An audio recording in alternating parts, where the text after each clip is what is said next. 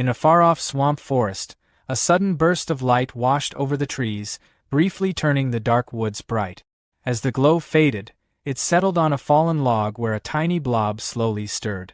The small slime, sporting a single eyeball, wiggled in place and looked around nervously, trying to figure out where it was. From what he could piece together, the last thing he remembered was lying in bed the night before, scrolling through his phone and reading manga. He must have fallen asleep without noticing, because the next thing he knew, he had somehow died and ended up in another world. Strangely, that didn't bother him much. He'd read enough stories like this that the situation felt oddly familiar, almost expected. What mattered now was checking his surroundings and figuring out how to stay alive. He tried calling out, hoping someone else might be nearby, but when countless red eyes flickered to life deeper in the forest, he quickly decided silence was the smarter option. Bugs crawled everywhere, and thick miasma hung in the air, yet for some reason, the place felt oddly comfortable to him. Snapping himself out of that thought, he realized this wasn't the time to relax. He needed to understand exactly what he had reincarnated into. That's when a notification window appeared in front of him, announcing that he was a level 1 slime mold. The system even labeled him as a weak creature. The realization hit hard. Of all things, he had become a slime mold. To make matters worse, his health was actively dropping, and if he didn't eat something fast, he'd die again. He scanned the area, wondering what counted as food for something like him. Then he remembered seeing a decomposer trait listed in the system window. That rang a bell. Slime molds were decomposers, which meant they could eat wood. Figuring that was his best bet, he spread his body across the log beneath him. The moment he focused on the command, his body automatically wrapped around the wood and began breaking it down. The sensation surprised him. The taste wasn't bad, kind of like a soggy biscuit. 15 minutes later, a large chunk of the log was gone. He let out a satisfied burp as he leveled up, his HP snapping back to full. The system informed him that he'd gained 1 skill enhancement point. Checking his status window, he recognized the decompose skill, but another one, pulsation, caught his eye. Unsure what it did, he decided to put the point into it just to find out. As the skill leveled up, his body spread outward in thin, web-like strands, each one pulsing like a blood vessel. He quickly understood that pulsation allowed the protoplasm inside him to flow back and forth, letting him move and shift position. The knowledge came to him instantly, magically transferred, even though he technically didn't have a brain anymore.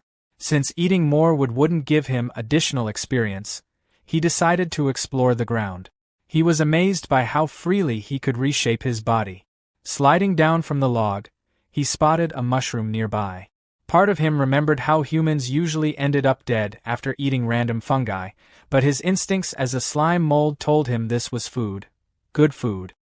He found the shortest route and scooted toward it. Once he reached the mushroom, he spread himself over it, climbing upward with thin tendrils. Reaching the top, he happily announced to himself that it was time to eat. In his mind, he imagined himself dressed in a fancy suit, calling out to the innocent little mushroom like they were meeting after a long online relationship. The mushroom questioned whether it really was him, and he reassured it, trying to appear charming. Then the mushroom turned around, revealing its true nature, practically inviting him to eat her. That's when it hit him, she was toxic. He'd been scammed. The system immediately warned him that he'd been poisoned, and his health started dropping fast. Panic set in. Acting on instinct, he tore off part of his body and flung himself away from the mushroom. The decomposition failed, giving him no experience, and the lost body mass reduced his maximum HP. Still, the poison effect cleared, and that alone saved him. Shaken but alive, he noticed that he'd managed to partially decompose the mushroom anyway. Frustrated that he couldn't finish it, he left while promising himself he'd come back once he was stronger.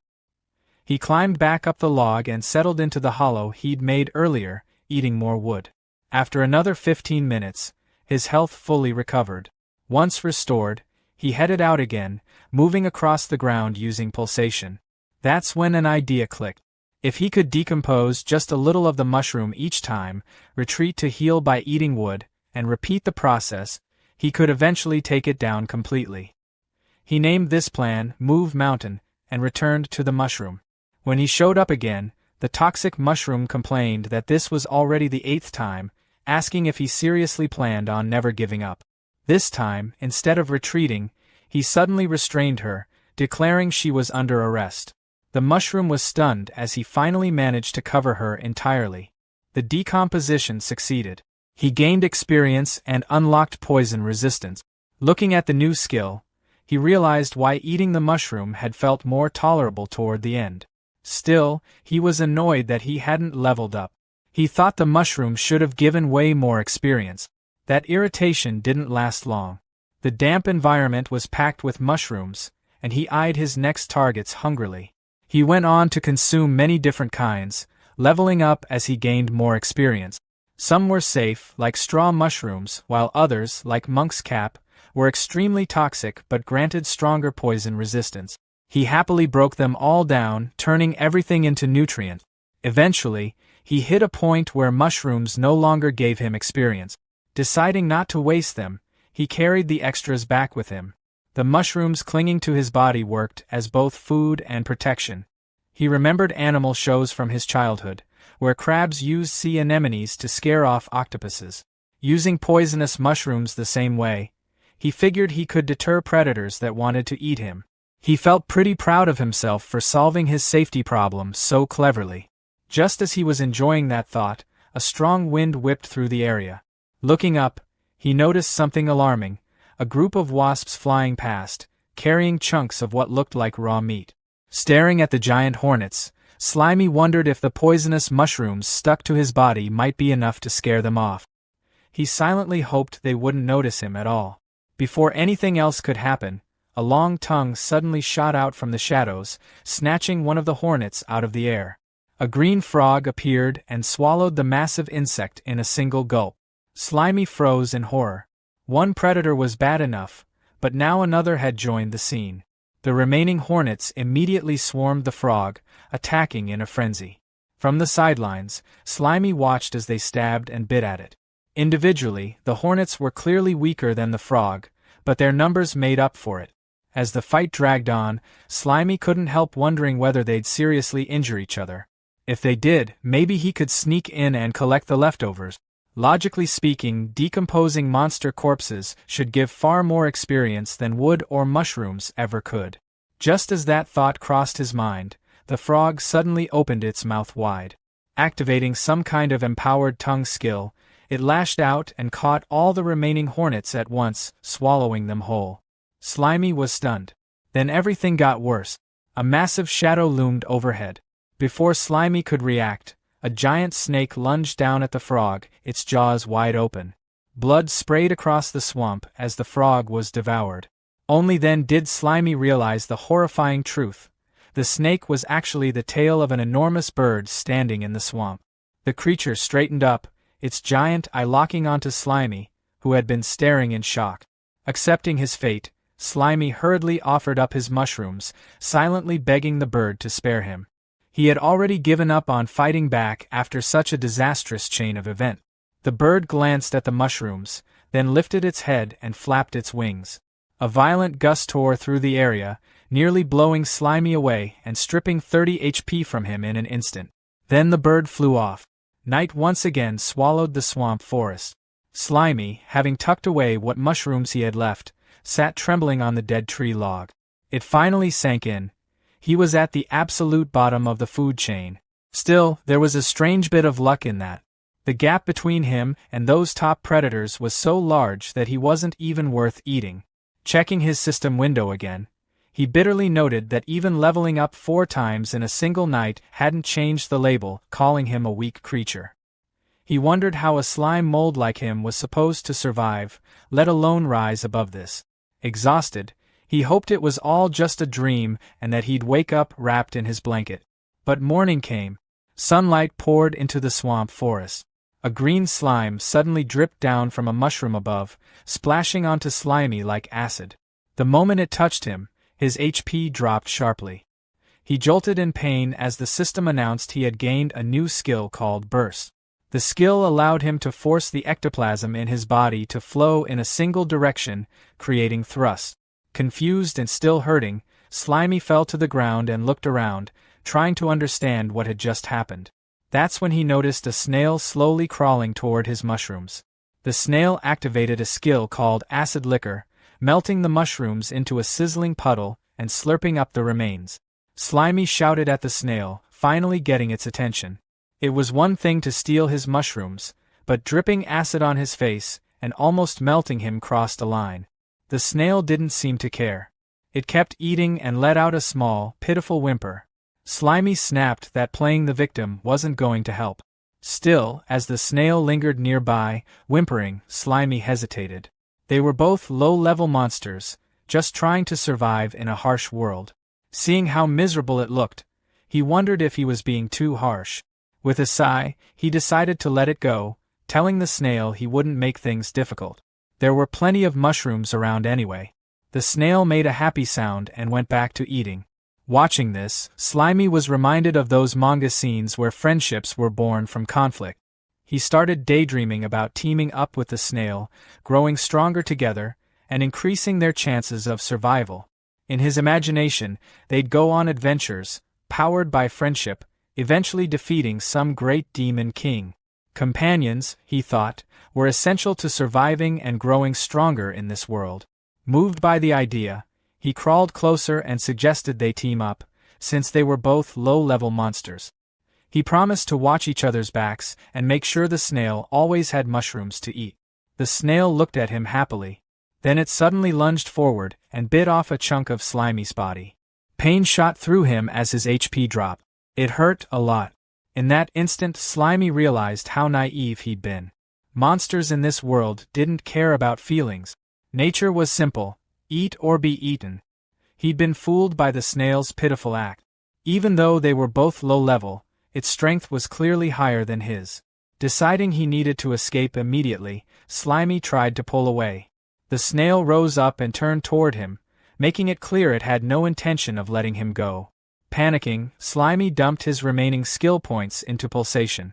Pushing the skill to its limit, he surged forward. Both of them crawled across the dead tree, but after 3 exhausting minutes, they'd barely move. Worse, the snail was still right behind him. Slimy's panic grew when he realized its speed matched his own. The snail suddenly raised its head, its throat swelling. With a violent motion, it spewed acid liquor all over Slimy. His HP plummeted as his body split cleanly down the middle. For a brief moment, he wondered if his consciousness automatically stayed in the larger half. There was no time to think. The snail loomed over him, mouth open and dripping acid, then dove straight into his body and began eating. The half of Slimy that still held his mind barely managed to escape. He swore to himself that he'd endure this humiliation. For a slime mold, revenge could always come later. After finishing off the rest of Slimy's body, the snail turned back toward him. This time, Slimy had managed to grab hold of one of the mushrooms. As the snail charged again, Slimy activated Burst and jammed the toxic mushroom straight into its mouth. The snail immediately started thrashing and wailing as the poison took effect. Moments later, it collapsed beside Slimy, dead. The system notified him that he had defeated the snail and gained enough points to level up.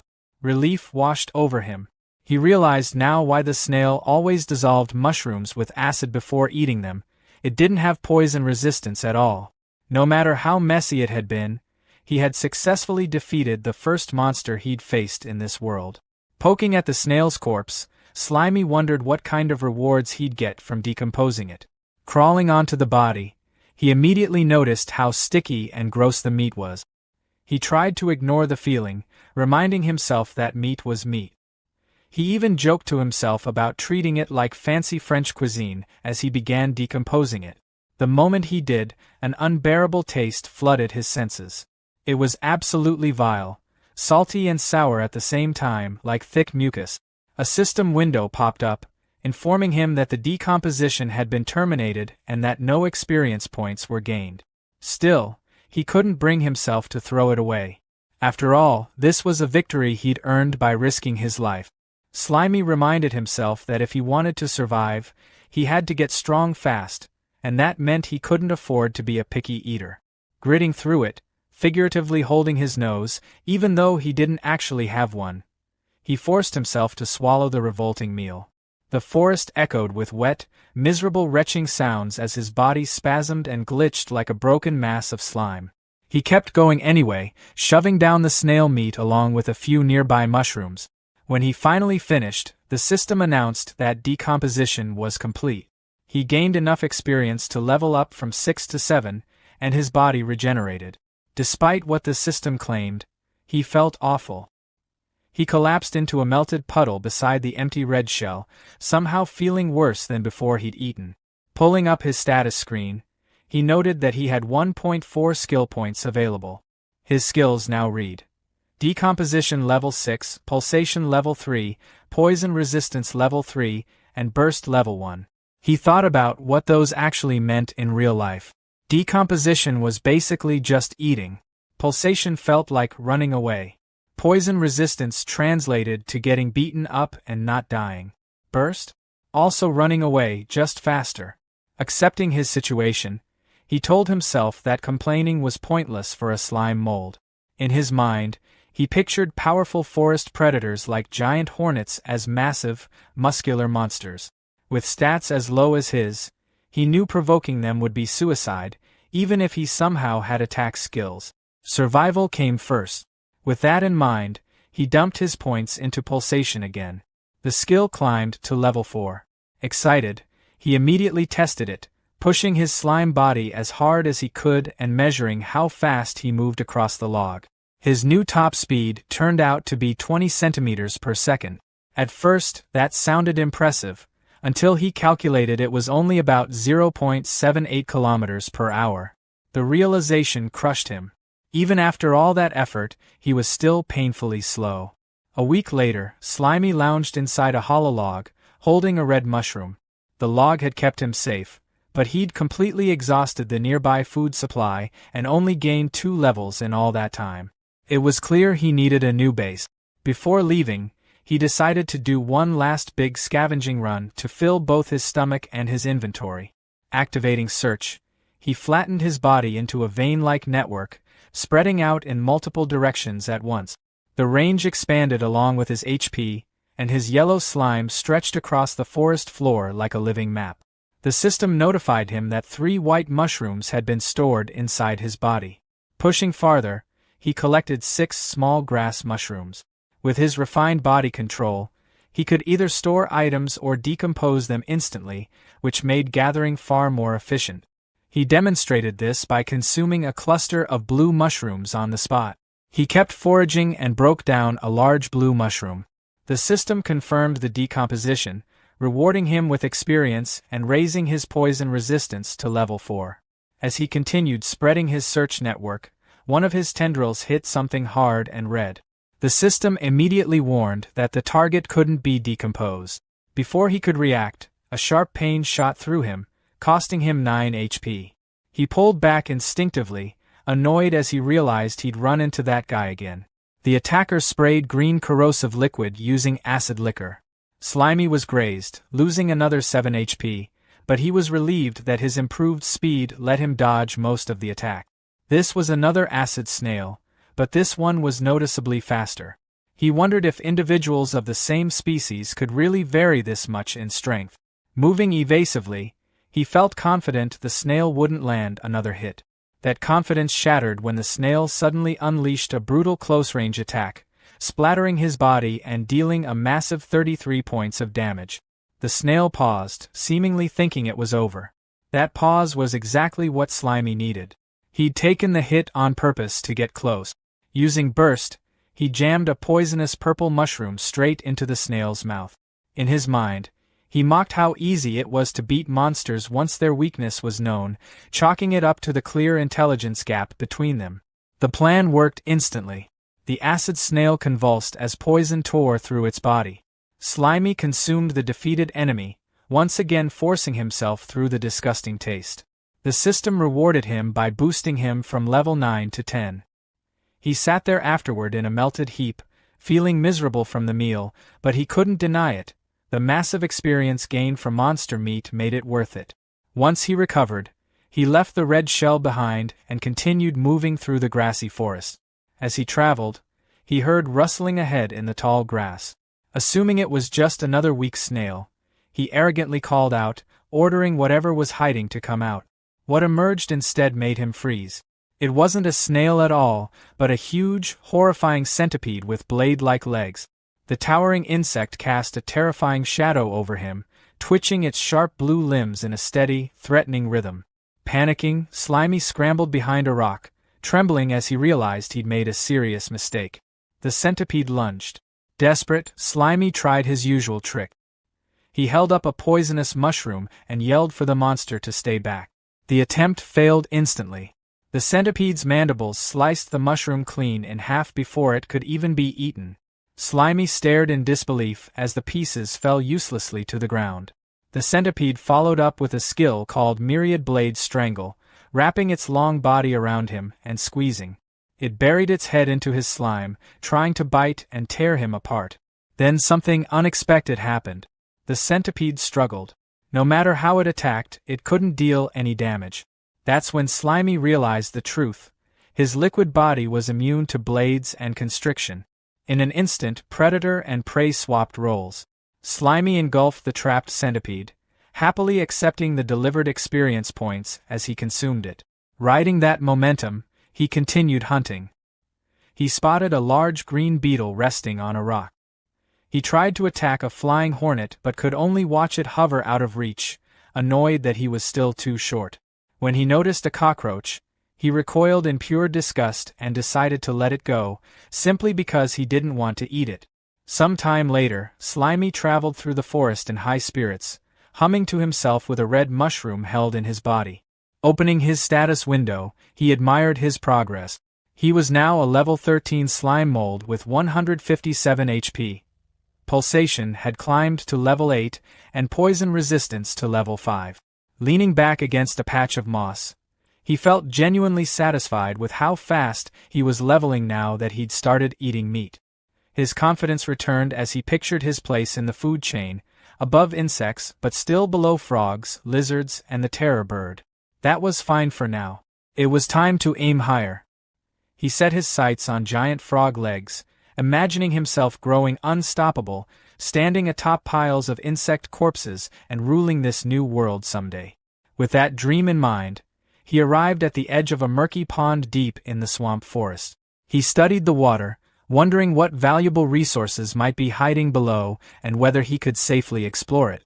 Deciding the only way to find out was to try, he slowly dipped a yellow tendril into the water. The reaction was instant and agonizing. The moment his tendril touched the water, Slimy felt his body swell like a balloon. Panic hit hard as pressure built from the inside, making him feel like he was seconds away from bursting. Through raw sensation rather than thought, he understood what was happening. As a single-celled organism, fresh water was rushing straight into him through osmotic pressure. If he submerged himself, he'd swell until he popped, just like a red blood cell in pure water. He yanked his limb back as fast as he could, relieved to still be intact but forced to abandon any ideas about underwater exploration. Before he could recover, bubbles started rising from the pond. A massive, dark green shape slowly pushed its way to the surface. As it emerged fully, Slimy stared in confusion before realizing what it was: a crab.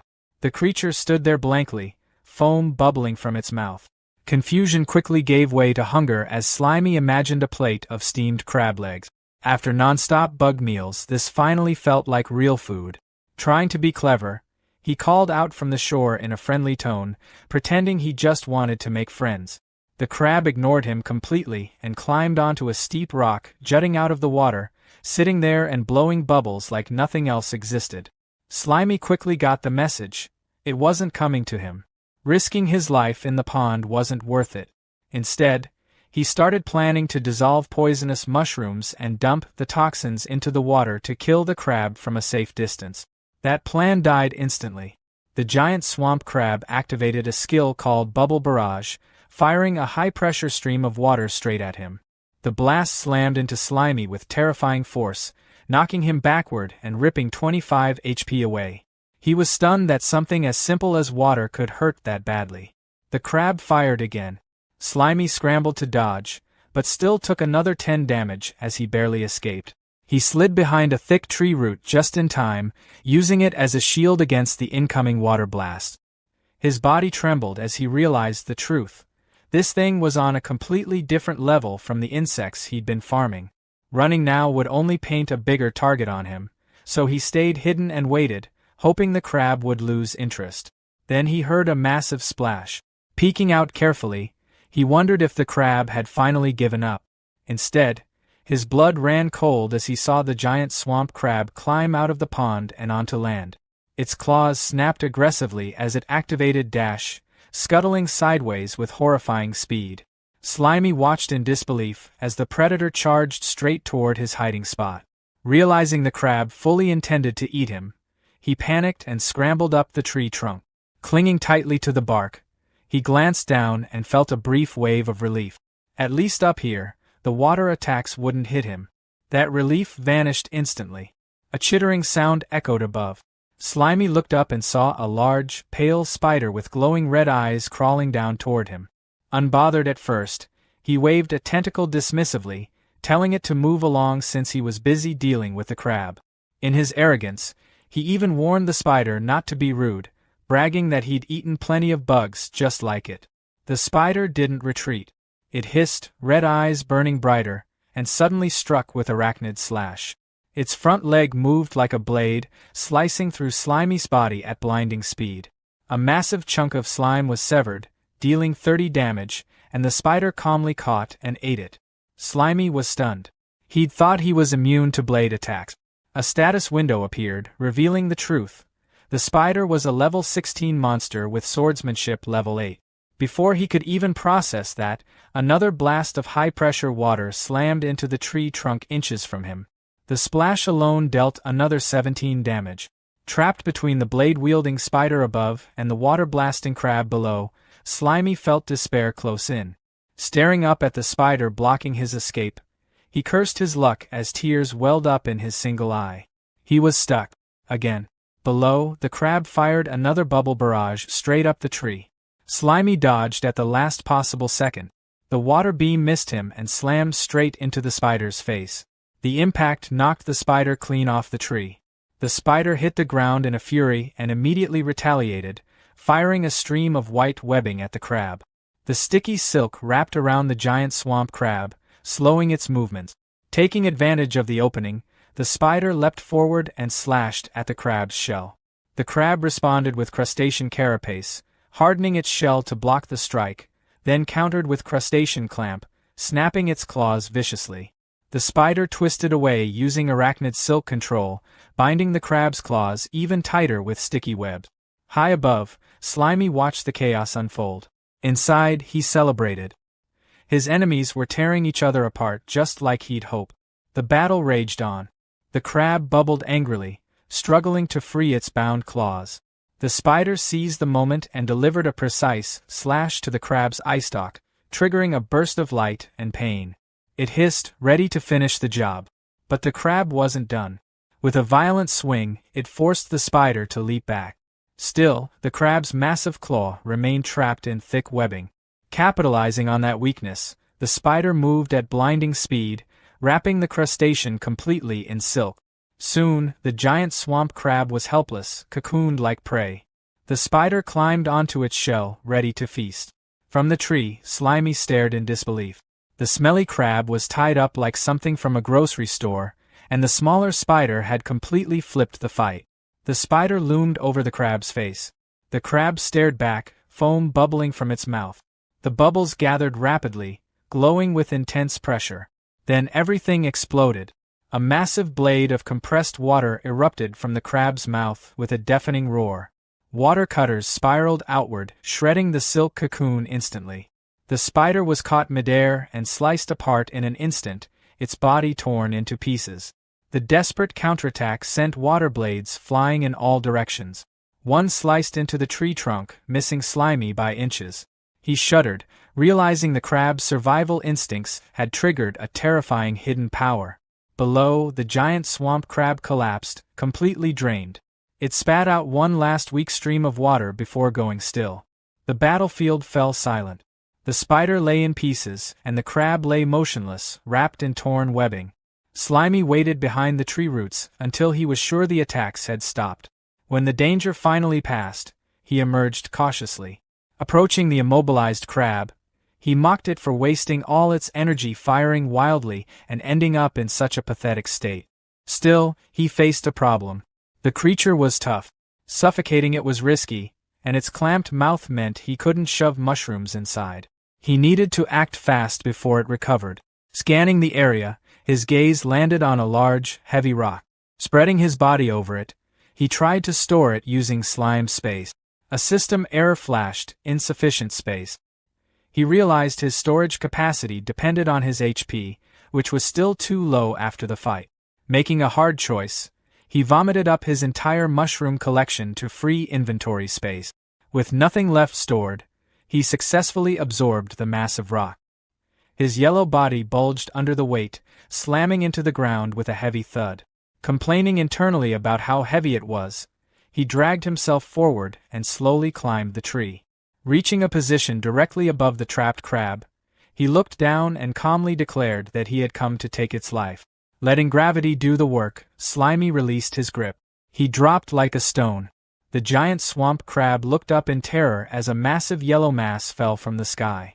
In a final desperate move, it fired one last high-pressure stream of water upward. The water jet struck the falling slime and rock, but the momentum was unstoppable. Slimy grit through the pain, refusing to back down. He was going to crush his enemy, no matter what it took.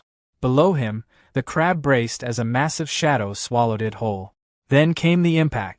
With a deafening crash, the rock-filled slime mold slammed straight into the crab's shell, sending out a violent shockwave. When the dust finally settled, Slimy was perched on top of a completely crushed shell. The system confirmed the kill and rewarded him with enough experience to reach level 14, along with half a skill point. Relief and joy hit him all at once. Still alive. Still standing. He burst into wild laughter, celebrating the fact that he was the last one left alive. Not wasting a second, he settled onto his fresh kill and happily declared it was time to eat.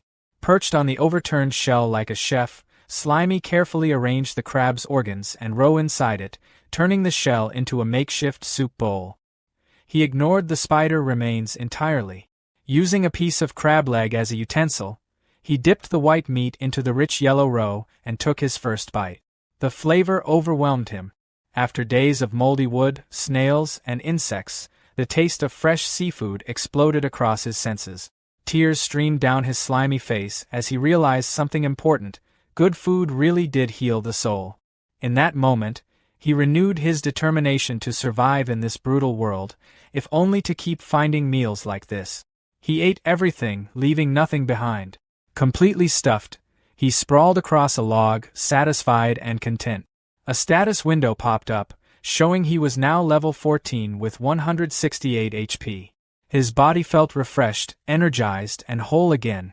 With his hunger gone, Slimy decided to put that energy toward an experiment. He positioned himself in front of a rock and focused inward, concentrating on his internal structure. Tensing his entire body, he squeezed with everything he had. His single eye bulged from the strain as he tried to force something out, screaming internally from the effort. Panting, he glared at the rock, demanding the power to come out. His thoughts drifted back to the crab's bubble barrage. Skills could be learned through practice, right? The crab compressed water to fire it, so why couldn't a slime mold do the same? Fired up, he squeezed his internal fluids again, chanting for the attack to appear. He tried copying the crab's technique, but only a few weak squirts shot out of his backside in completely the wrong direction. He tried again, aiming forward this time, straining noisily. The yellow liquid just dribbled out uselessly. Exhausted, he collapsed into a puddle, complaining that he couldn't control either the direction or the force. For a moment, he felt defeated.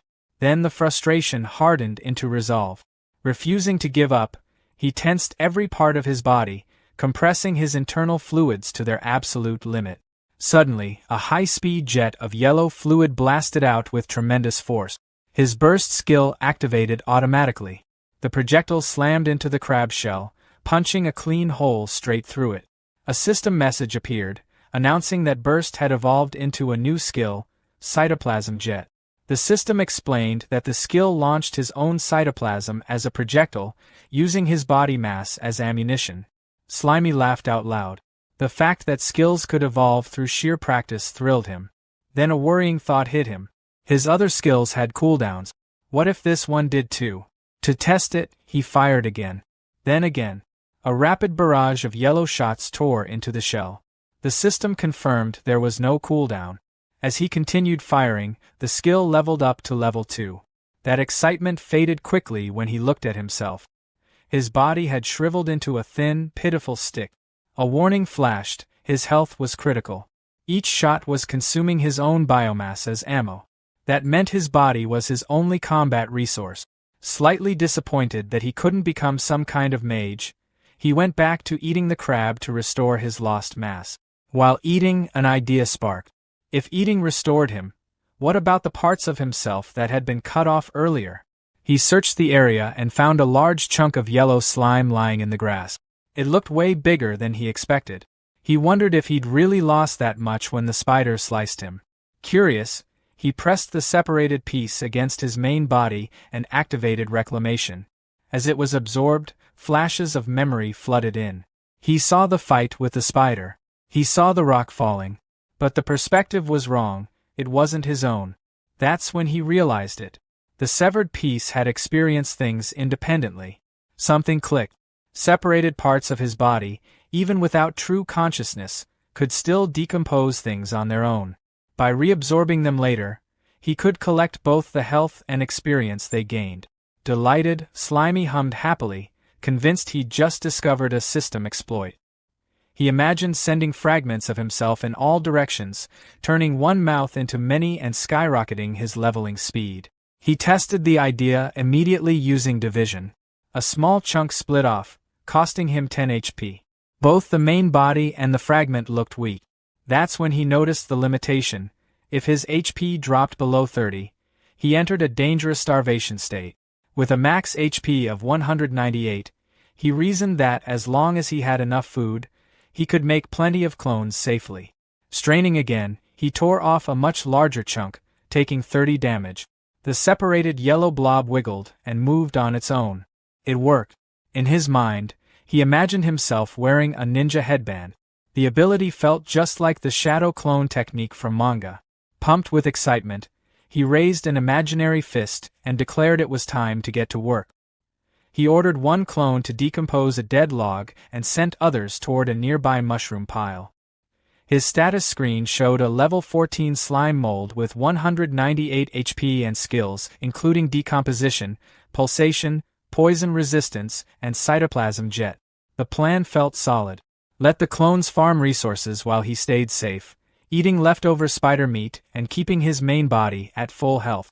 Mastering his body more and more, he imagined himself with a cool armored humanoid shape.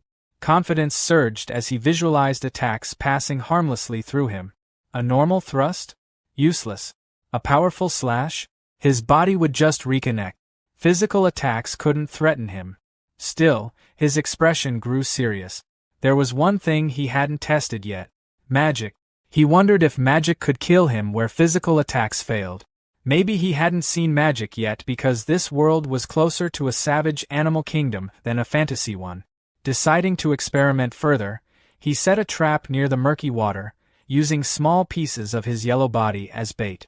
A giant swamp crab burst from the pond and grabbed one piece. He'd already laid a trail of slime chunks leading inland. More crabs followed the trail, happily feeding, unaware they were walking into a kill zone. High above, Slimy clung to a tree branch, watching as the crabs gathered below. When they finally looked up, it was too late. A massive shadow fell over them as he shoved the branch loose. The branch crashed down with devastating force, instantly crushing the crabs. System notifications flooded in. Killing 6 crabs at once pushed him from level 14 to 15. He dropped down, finished off any survivors with a rock, and started eating. After decomposing the meat, his health fully recovered. He glanced at the clean shells, satisfied with how efficient his farming method had become. Feeling stronger than ever, he decided to practice combat. Setting up a crab shell against a rock, he imagined himself as a cool gunslinger, preparing a move he proudly named Plasmodial Barrage. In reality, he unleashed a storm of yellow slime bullets, hammering the target with speed and force. Smoke rose from the shell as the system announced that cytoplasm jet had leveled up from 5 to 6. The intense training, however, began to take its toll. The slime mold was left shriveled and cracked, his body dried out and his health hanging by a thread after using his own mass as ammunition. To pull himself out of the autophagy state, he sluggishly ate a mushroom, feeling his form slowly plump back up. Looking back on the last 2 days, he noted that the non-stop training had paid off. Both the power and accuracy of his attacks were noticeably better. He ran through the numbers in his head and realized he could only fire about 30 cytoplasm jet shots before his health dropped into dangerous territory. That limit bothered him. He started wondering how to make each shot deadlier without burning through more of his own body. As he picked up a poisonous mushroom and then a nearby rock, an idea clicked. If he could add ingredients to his ammo, the shots wouldn't have to rely on raw force alone. Wrapping a poisonous mushroom inside a slime projectile should let him inflict poison damage from a distance. Encasing a rock, on the other hand, would massively boost physical impact. Without hesitation, he tested it. The rock-infused shot slammed into its target with a sharp crack, proving the concept instantly. Pleased with himself, he smugly decided he was a genius for inventing such a flexible attack. His celebration was cut short by a soft cooing sound. He noticed a strange glow coming from a hollow in a nearby tree and wondered if it was just a bird or maybe fireflies. Curiosity won out. He climbed the trunk and peeked straight into the glowing hole. What he saw nearly stopped his core. A spectral, glowing blue owl stared back at him. Its magical aura was unmistakable. Panic exploded through him as his worst fear became reality. This was a monster that used magic. Terrified of being hit by a spell, he dropped from the tree and fled as fast as he could. The owl didn't chase him. It simply remained perched, silently watching him run.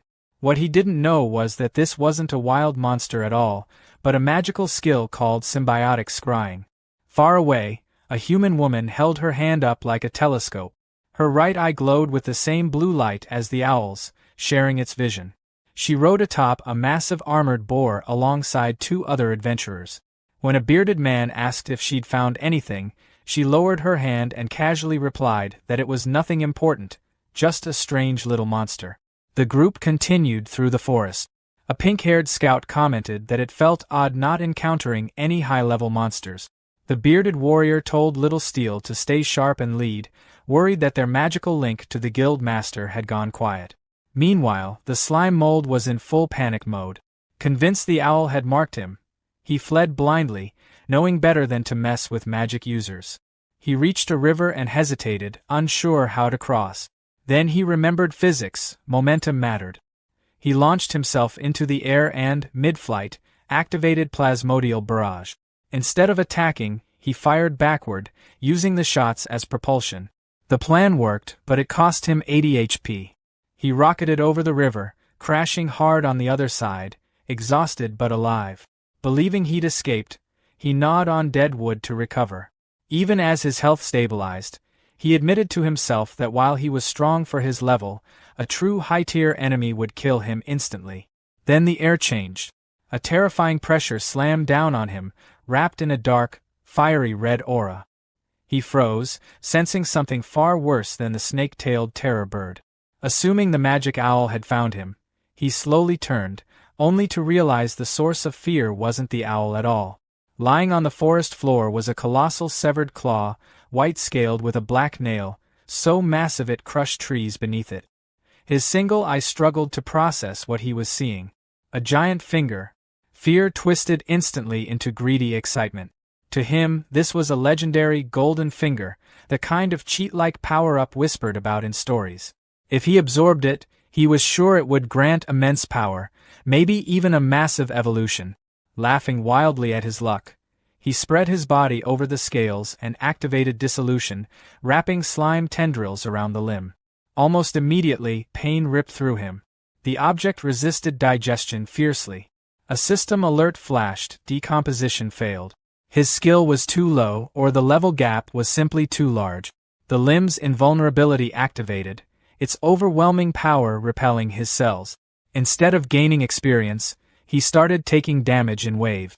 Realizing he was killing himself, he activated autotomy and severed the connection. A chunk of his body tore away as he recoiled.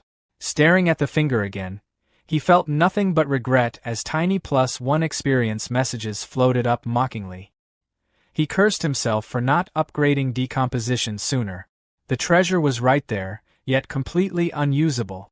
He couldn't digest it, and his inventory was far too small to store it. Reluctantly, he decided to leave it behind, grind levels, max out his skill, and come back later. That plan shattered instantly. The ground began to rumble violently. The severed finger suddenly glowed, erupting with energy before blasting straight out of the earth. It tore through soil, rock, and trees, shooting into the sky. Shockwaves and debris exploded outward. He spotted a blast racing toward him and barely survived as it carved a massive crater nearby. Trembling, he crawled beneath a tree root, shaken to his core. The world suddenly felt terrifyingly vast. The farther he traveled, the smaller he felt. His arrogance drained away, replaced by caution. He chose to return to basics, hiding, decomposing dead wood, and growing stronger safely. Deep underground, the severed finger finally came to rest. In the darkness, it sat still, then erupted with a terrifying red and black aura, revealing it was far more than a dead limb. Checking his mental map, the slime mold confirmed the golden finger was far northeast and the magic owl far southwest. He was safely between them, deep in dense forest. He chose a thick tree and decided to set up a temporary base. Using dissolution, he melted into the trunk, planning a narrow entrance to block large monsters while hollowing out a spacious interior. Imagining himself in a hard hat, he eagerly excavated layer by layer. For light, he planted a glowing mushroom that emitted faint poison with its blue shine. Exhausted but satisfied, he collapsed onto a moss bed he'd gathered. A stone table sat nearby, the entrance plugged with poison mushrooms, a decoy tunnel below, and a hidden passage leading to his true chamber.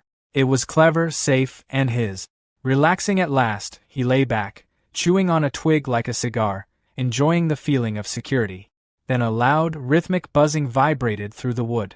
Annoyed, he poked his head out and shouted at the noise, only to see a massive swarm of wasps filling the canopy. Instead of fear, his eye narrowed with calculation. An idea formed. He fired a cytoplasm jet and smashed a wasp out of the air. Then he openly sat at his entrance, taunting the swarm. Enraged, they dove at him, stingers thrusting. He retreated instantly into the narrow tunnel, causing the wasps to miss or get stuck. Inside, he sighed in relief as the system notified him of effortless experience gains. His sticky body worked like flypaper. Letting 2 wasps escape on purpose, he followed them back to a massive nest high in the trees. From a branch, he studied it, already planning its destruction. When he revealed himself, sentries released pheromones and the sky filled with buzzing. Thousands poured out. Confident that stings were useless, he welcomed the experience, until the wasps formed a tight, vibrating ball around him. Heat surged. A system warning screamed as his cells began dying. Horrified, he realized they were cooking him alive. Panicking, he unleashed plasmodial barrage, shredding the formation. Then new enemies appeared, armored wasp guards with beeswax shields that blocked his shots. Worse still, he spotted a white-furred insect wielding a staff. A glowing magic circle formed overhead. A wasp mage. The hierarchy was clear, and his greatest fear, magic, stood right in front of him. As guards charged, he fired non-stop, anchoring himself to the branch and decomposing wood to regenerate health mid-battle. When guards crashed into him, he mocked them as his body trapped and dissolved them alive. With storage full, he improvised, turning a wasp spear into a reinforced projectile. The enhanced shot shattered a shield and skewered its target. Seeing its defenses broken, the wasp mage ordered a retreat. The swarm fled.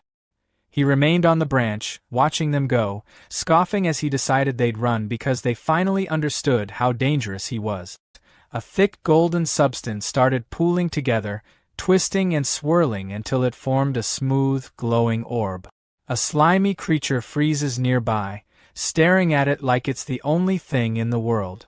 One thought loops in its mind: that has to be bee honey, and I need to taste it. But the honey isn't unprotected.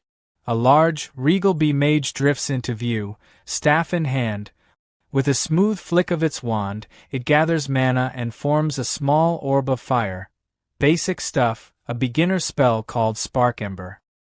The fireball launches, and slams straight into the slimy, detonating on impact. The slimy jolts back. The hit is brutal, and completely unexpected. The bee mage doesn't slow down. Hovering in place, it fires off 2 more embers in rapid succession. The flames weave cleanly through the trees and smash into the slimy again. Panic sets in. Fire magic is the slimy's worst matchup, and the honey coating its body only makes things worse. Even with its slow regeneration kicking in, it knows the truth. This fight is impossible. It turns to flee, but it's too late. Another fireball slams home, cutting off any chance of escape. Desperate, the slimy fires back, launching a chunk of its own body in a move called Plasmodial Barrage. The attack is fast and sloppy, but it never reaches its target. 2 smaller bee soldiers flash into existence beside the mage, and together they cast twin beeswax barrier. A glowing, hex-shaped shield snaps into place. The slimy's attack splatters uselessly against the barrier. It stares stunned. Offensive magic, defensive buffs. Of course they have both. Completely unfair. That's when more fire rains down from above. The bee mage shifts tactics and casts Swarm Summon. From the hive, a wave of small, glowing bees pours out. They don't hesitate. Each one dives straight at the slimy and explodes. The forest shakes as blast after blast rocks the area, hammering the creature without mercy. Barely holding itself together, the slimy ends up stranded on a high tree branch. Its body quivers, barely clinging on. From a distance, the bee mage watches in silence. For the final move, the mage floats closer and presses its wand against the branch. With a clean, sawing motion, it cuts through the wood. The branch cracks and snaps. The slimy falls straight down toward the same pool of golden honey it wanted so badly. As it plummets, the bee mage gathers power, standing over the honey as energy swells into a massive fireball, far bigger than anything before. The entire swarm goes quiet, watching. With one final motion, the mage releases the spell. The colossal fireball roars downward, aimed at the helpless slimy and the honey below, ready to erase everything in a single, overwhelming explosion. The colossal fireball slams into the ground, detonating in a massive blast that swallows the honey pool and the falling slimy decoy. Smoke, fire, and debris roar into the air as the bee mage and its soldiers watch in tense silence. For a moment, it looks like the fight is finally over. Then something moves. A lone bee soldier buzzes uneasily, sensing something off. The others turn just in time to see a small chunk of slimy push up from the forest floor. In a flash, it launches forward and slaps onto the bee mage. While the main bee forces focused on the decoy outside, the nest itself had been left nearly undefended. From the very beginning, Slimy had been stretching its body underground, slowly forming a hidden tunnel straight into the heart of the hive.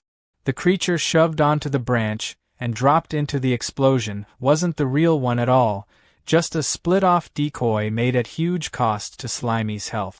While the bees poured everything they had into destroying it, the real Slimy slipped away through its secret passage. Now deep inside the hive, Slimy slides through tight honeycomb corridors.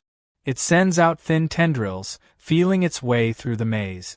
It passes a chamber overflowing with honey but doesn't stop. This can wait. What it's after is far more important. Its tendrils suddenly break into a vast chamber. There, exposed and massive, is the Bee Queen. Before the royal guards can react, Slimy warned them not to move, saying their queen's life was in his hands as he threatened her with a rock. The queen screamed as he tightened around her, her pain echoing through the hive. The mage didn't hesitate and ordered the warriors to attack. Watching them rush him, Slimy felt a flash of disappointment. There was clearly no room for negotiation.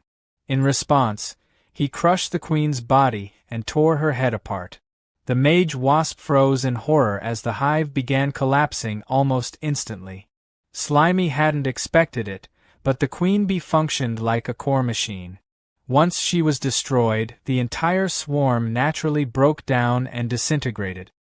He'd briefly considered talking things out, but it became clear that even creatures with social structures were still driven by instinct at a low level. The system chimed in, informing him that he had met the requirements to level up. It also warned him that decomposing B-rank parts would no longer give experience after 24 hours, and that any HP exceeding his maximum would be cleared within an hour. He had reached level 21. This decomposition had greatly increased his poison resistance, and he'd unexpectedly unlocked a new skill called Central Command. However, when he tried to put a skill point into it, the system told him he didn't have enough subordinates to use it.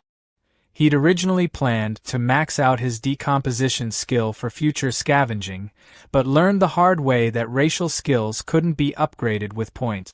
With no other option, he put his points into pulsation instead. Luckily, this haul had been rich in resources.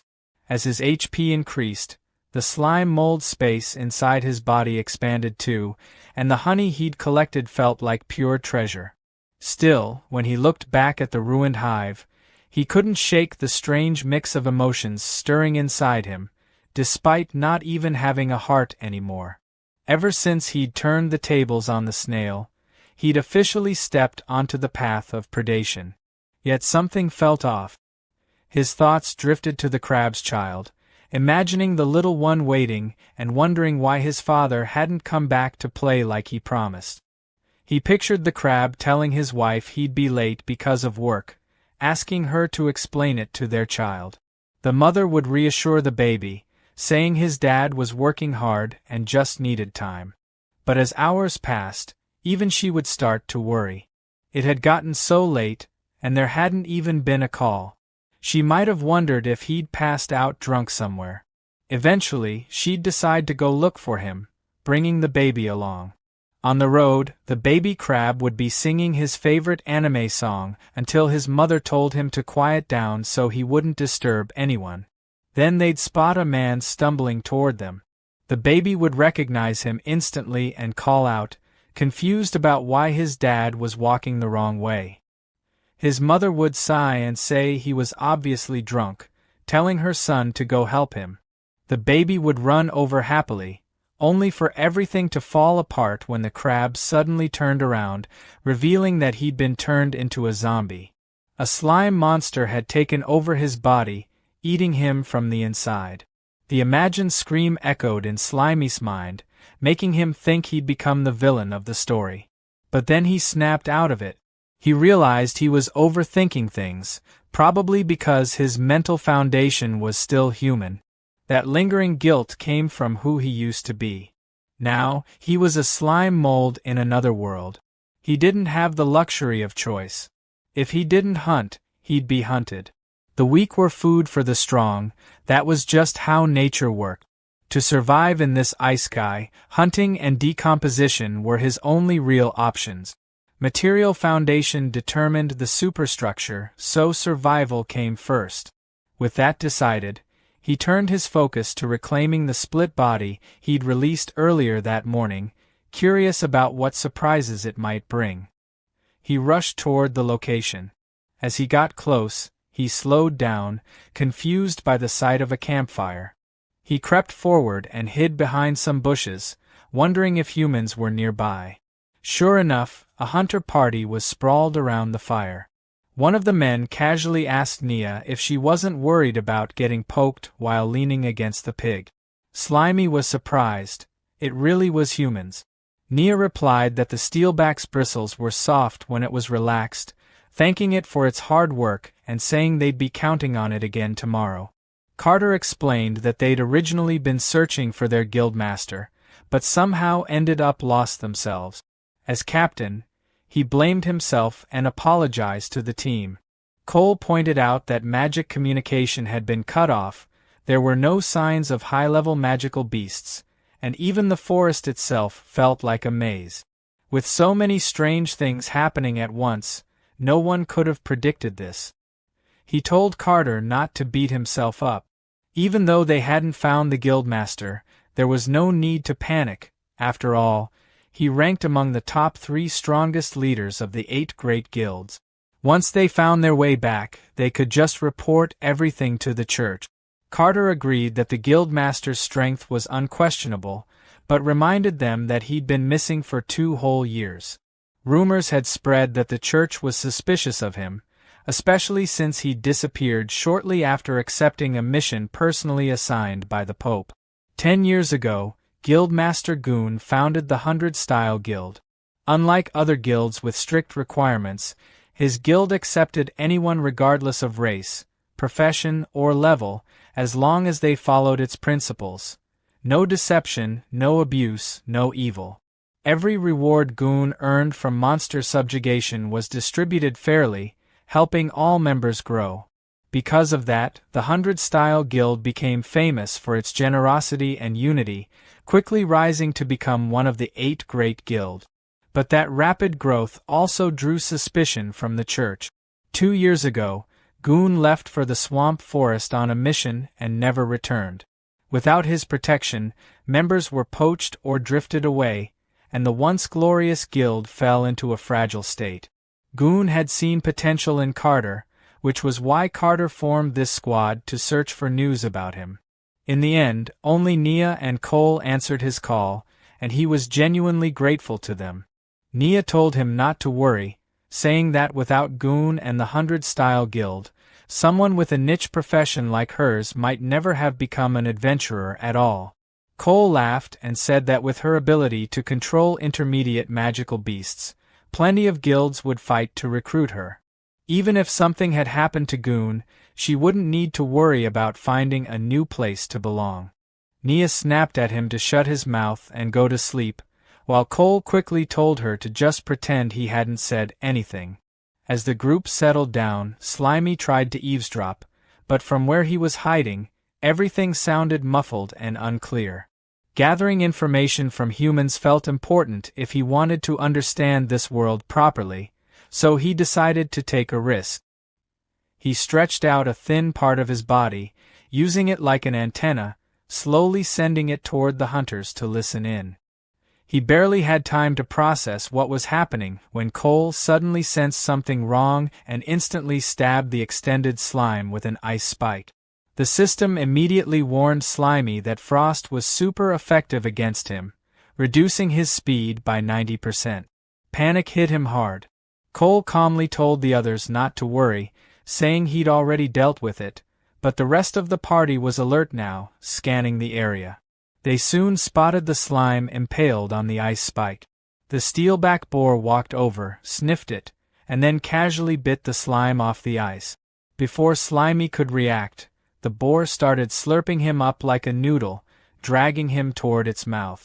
Slimy was sure this was about to be an instant game over, until Nia shouted for the steelback to stop.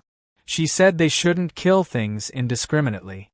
It was just a small, passing monster and clearly not a threat, so there was no reason to eat it.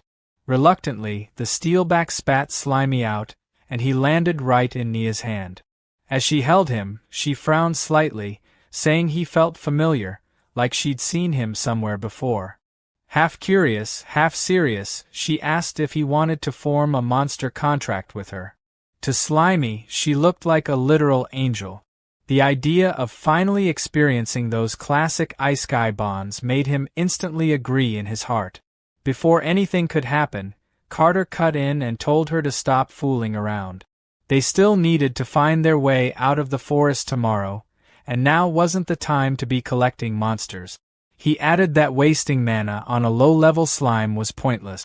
That comment hit Slimy harder than the ice spike. Nia shrugged and let him go. As Slimy landed on the ground, he realized something important. They couldn't hear him speak at all. That realization sparked an idea.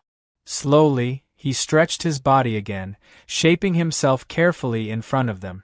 The hunters stared as Slimy formed the word, hello, using his slime body, fully expecting them to be shocked by his intelligence. Instead, they looked mildly disgusted and assumed he was excreting waste. That's when it hit him. They didn't speak Chinese. The realization deflated him instantly. Any attempt at communication would probably just get him labeled as a weird monster and killed on the spot. Deciding it was safer to give up, Slimy retreated. At least now he knew humans existed in this world. Unfortunately, there was also a very real language barrier standing between them. Under the moonlight, the slime mold bounced across the water, quickly putting distance between himself and the humans he'd just run into. Once he landed safely on the grass, he pulled back the magical threat he'd been holding onto. Magical surveillance was still his biggest weakness, and the last thing he wanted was to run into that spectral owl again. To distract himself, he decided to test out a new skill he'd picked up during the wasp fight. When he activated Nucleus Command, a digital grid spread out around him, scanning the area. His senses sharpened instantly, turning into something like a living radar. Soft beeps echoed in his awareness as the blue grid expanded through the trees, mapping the dark forest around him. He settled onto a rock and waited. The scan locked onto something familiar. He felt it immediately, one of his split bodies. That's when it clicked. Nucleus Command wasn't just scanning the environment. It was tracking pieces of himself. He shot through the forest, following the signal as it grew stronger. Soon, it led him to a fallen log where a huge, glowing yellow mass pulsed softly. He froze in shock. His clone had grown massive on its own. For a moment, he wondered just how much it had decomposed while he was gone. Without hesitation, he activated reclamation and merged back with the oversized clone, pulling in all its nutrients. The system instantly announced a massive boost in experience and HP.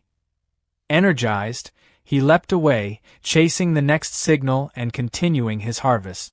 Another clone was found and absorbed, pushing his poison resistance up to level 8. With the combined experience, he leveled up again, reaching level 22. Landing back on the grass, he felt eager to keep going. He activated Nucleus Command once more, but this time the signal was weak, barely beeping. Confused, he scanned the area frantically, trying to figure out what happened. Then he noticed movement near a patch of mushrooms. His focus snapped into place just in time to see the problem. An acid snail was chewing on his clone. Furious, he shouted at the creature and fired a jet of cytoplasm straight at it. The blast knocked the snail away, leaving the clone shaking where it lay. For a split second, he treated it like a bullied kid, mentally promising to protect it this time. He moved in to reclaim what was left. Then everything went wrong. A fast red blur slammed down from above, smashing the mushrooms apart. A long, sticky tongue shot out and scooped up the clone right in front of him. Before he could react, a fat green frog swallowed it whole and let out a satisfied croak. The slime mold stared in disbelief as the frog burped. Just like that, his experience was gone. Shock turned into pure rage. Staring the frog down, he silently swore the disgusting thing would pay for stealing his clone. He fired a plasmodial barrage, launching a hardened projectile straight at it. The frog noticed too late. The shot slammed into its face and sent it tumbling backward. Seeing it fall, the slime mold scoffed, thinking he'd gotten strong enough to take on even bigger threats now. But that confidence didn't last long. To his disbelief, the frog wasn't finished. It opened its mouth and casually caught the projectile, completely unharmed. Before he could fire again, the frog leapt high into the air and splashed into the river, disappearing beneath the surface. The slime mold rushed to the edge of the rock, shouting that it couldn't escape. The frog's head popped back up, croaking mockingly from the safety of the water. Refusing to let it go, he fired a volley into the river. Every shot splashed uselessly across the surface, losing momentum instantly. Frustrated, he stopped. It finally hit him. He couldn't touch it while it stayed underwater. Suddenly, the frog burst out of the river. Watching closely, the slime mold assumed it needed air and confidently declared that weakness meant it was dead. But he was wrong. The frog pushed off the water itself, releasing power and launching toward shore like a living missile, its mouth wide open. He barely dodged as it crashed into the rock where he'd been standing. While the frog recovered, he fired a stone-hardened barrage that struck its eye with perfect accuracy. As soon as the hit landed, he retreated up a tree. Perched on a branch, he realized what had happened. The frog had baited him toward the water. After so many easy wins, he'd gotten careless. He reminded himself that a hunter could turn into prey in an instant. Below, the frog clutched its bleeding eye, furious. It glared up and croaked angrily, then ignored the pain and leapt straight for the tree. Panic hit when the slime mold realized he was out of stone ammo. He fired liquid slime shots instead. It didn't help. The frog opened its mouth and caught every projectile, swallowing them midair. The slime mold froze in horror as he realized his attacks were literally feeding it. Even injured, the frog climbed the tree, closing in fast. By the time he understood the danger, it was too late. The frog's tongue shot out and wrapped tightly around him. A brutal tug-of-war followed, the slime mold clinging to a branch while the heavy frog yanked downward. The strain became unbearable. The branch cracked, then snapped. As he fell, clutching the broken wood in terror, he saw the frog waiting below with its mouth wide open. In that split second, he used reverse momentum. Wrapping himself around the broken branch, he angled the sharp end downward and thrust it forward, screaming for it to eat this instead. The jagged wood pierced straight through the frog's mouth and into its brain. The impact sent the frog crashing back, blood spraying as the slime mold remained safe above. The lifeless body fell into the river with a heavy splash, ending the fight. Clinging to the tree trunk, he finally relaxed, relieved it was over. Below, the frog's corpse sank into the dark water, blood spreading before disappearing into the depths. Looking down, he felt a twinge of regret. It was a waste, he couldn't decompose it down there. Then the water started bubbling. Two glowing, menacing eyes opened in the depths, staring straight up at him. A beam of light exploded from the water, slicing through the air beside him. The blast struck the tree trunk and cut through it effortlessly. The next moment, the tree and the screaming slime mold were launched into the night sky. From the water below, the enemy revealed its new form, a pale, glowing entity with burning red eyes, activating sanctified fall. The slime mold was completely thrown off by the enemy's sudden transformation. He shouted in disbelief, wondering how a frog that was clearly dead could come back with this kind of power. The sanctified frog dragged itself free from the shattered tree, its glowing red eyes locked onto him with pure hatred as it prepared to finish the job. Without warning, swollen growths on the frog's eyes burst open, firing high-pressure streams of blood like laser beams. The slime mold barely dodged in time. The corrosive blood sliced into the tree where he'd just been, and in that instant he knew he was outmatched. He shot a strand of slime upward, snagged a higher branch, and swung away, leaping rapidly from tree to create distance. As he fled, his mind raced. A smart mold knew when to retreat. Still, it didn't make sense. This was supposed to be a low-level monster. Why did it have a third form when others barely lasted a second? Something about it felt wrong, and that only reinforced his decision to run. The sanctified frog refused to let him go. It roared and gave chase, moving with an unnatural speed. Using its tongue like a grappling hook, it swung through the air, matching the slime mold's movements almost perfectly and closing the gap fast. The frog unleashed sanguine lash. A whip of solidified blood tore through the air and sliced clean through one of the slime mold's tendrils, dealing 199 damage. He lost his grip and fell as a system alert screamed that a foreign substance had invaded his body. He realized the frog's blood was so toxic that even his level 8 poison resistance couldn't block it. The frog didn't stop. Diving down, it activated Tongue Lash. Its long, blood-red tongue shot out like a harpoon, wrapping tightly around the slime mold and yanking him downward. Even then, he scoffed, noticing the damage was only 1 point. He figured physical attacks meant nothing to a liquid body like his. That confidence vanished the moment he hit the river. Fresh water, his worst possible weakness. A red warning flashed as his cell osmotic pressure spiked dangerously, telling him to escape immediately or die. Before he could react, the sanctified frog lunged forward, jaws wide. Its mouth snapped shut, swallowing him whole. The frog floated on the water, looking satisfied. But then its mouth bulged and twitched. Inside, the slime mold was still alive, struggling desperately. The frog clamped its jaws tighter, forcing him down its throat. In the stomach, he was submerged in digestive acid, watching in horror as his HP drained at 33 damage per second. Panic overwhelmed him. He tried to eject his core, but exhaustion dragged him down. His split skill wouldn't activate. Above the surface, the sanctified frog croaked triumphantly, splashing as if celebrating its victory. Inside, being dissolved alive, the slime mold made a desperate decision. Instead of resisting the water, he leaned into it. He intentionally triggered his osmotic weakness. By absorbing water, his body began to expand rapidly inside the frog's throat. The frog immediately sensed something was wrong. It grabbed at its neck as it bulged unnaturally. The slime mold kept expanding, forcing himself into the frog's mouth and throat, determined to choke the monster to death by sheer size.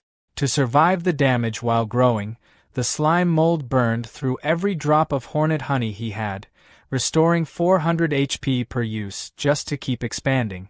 With constant regeneration, his body ballooned to an enormous size, stretching the frog beyond its limits. Then it burst.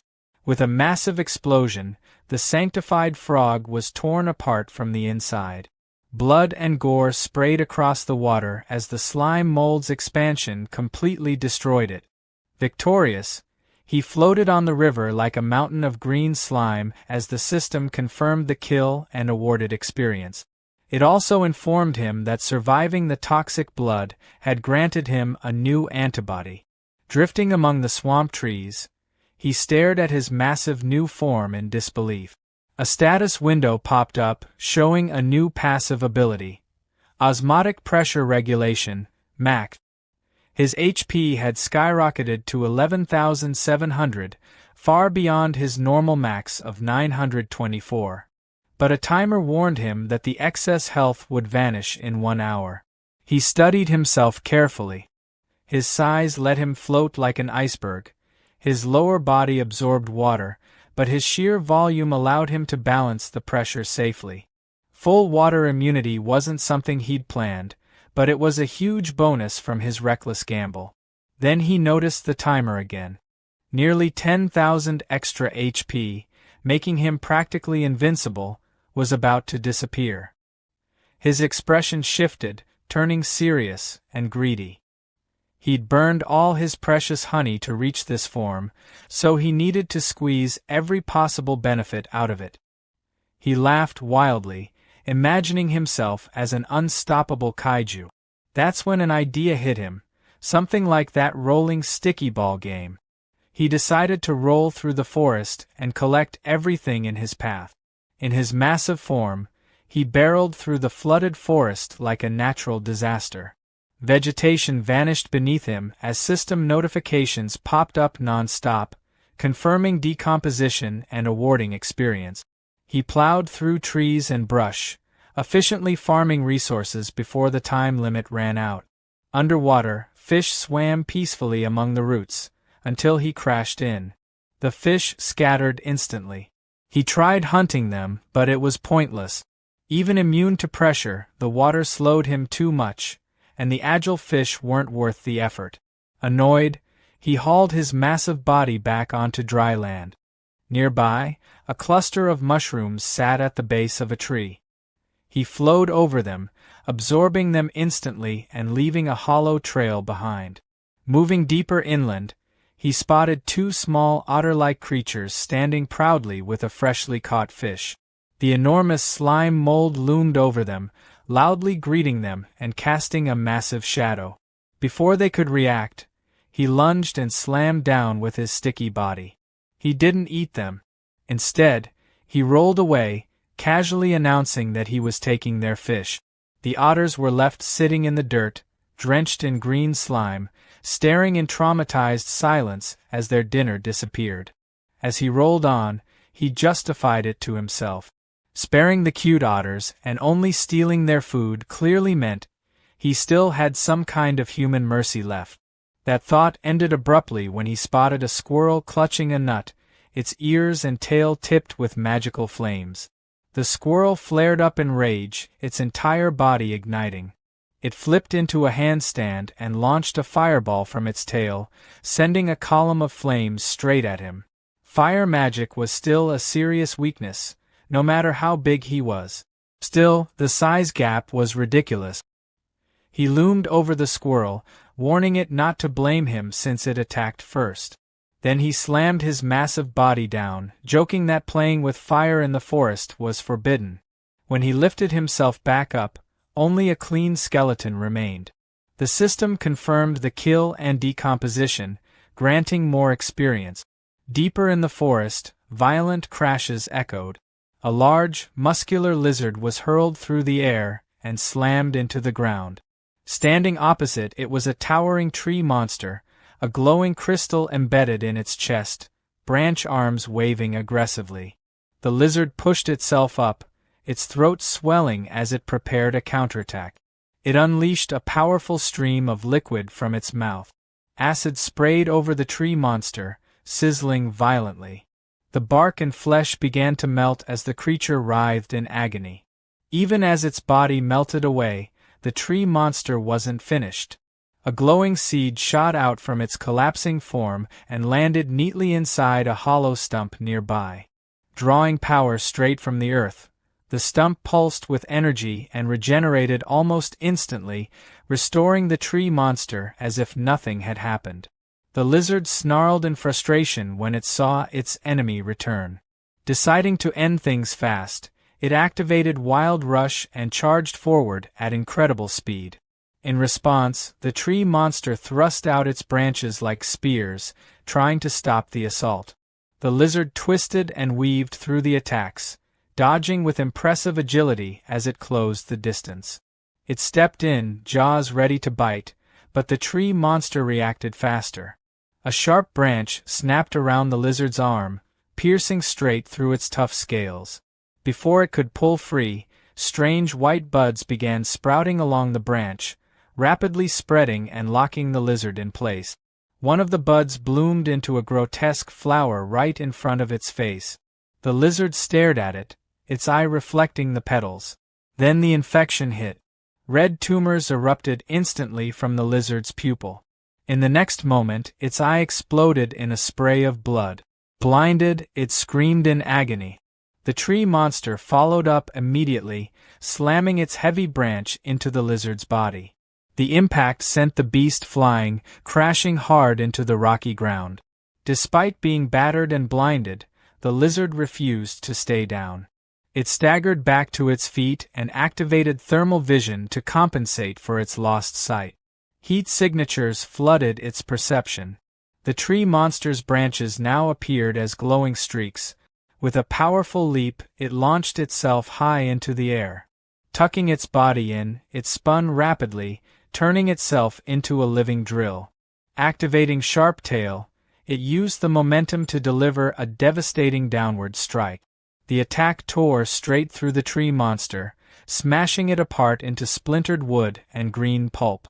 As the monster's core shattered, the lizard roared in victory, blood and saliva dripping from its jaws. But the win came at a cost. The parasitic flower continued blooming from its ruined eye socket, its roots burrowing deeper into its flesh.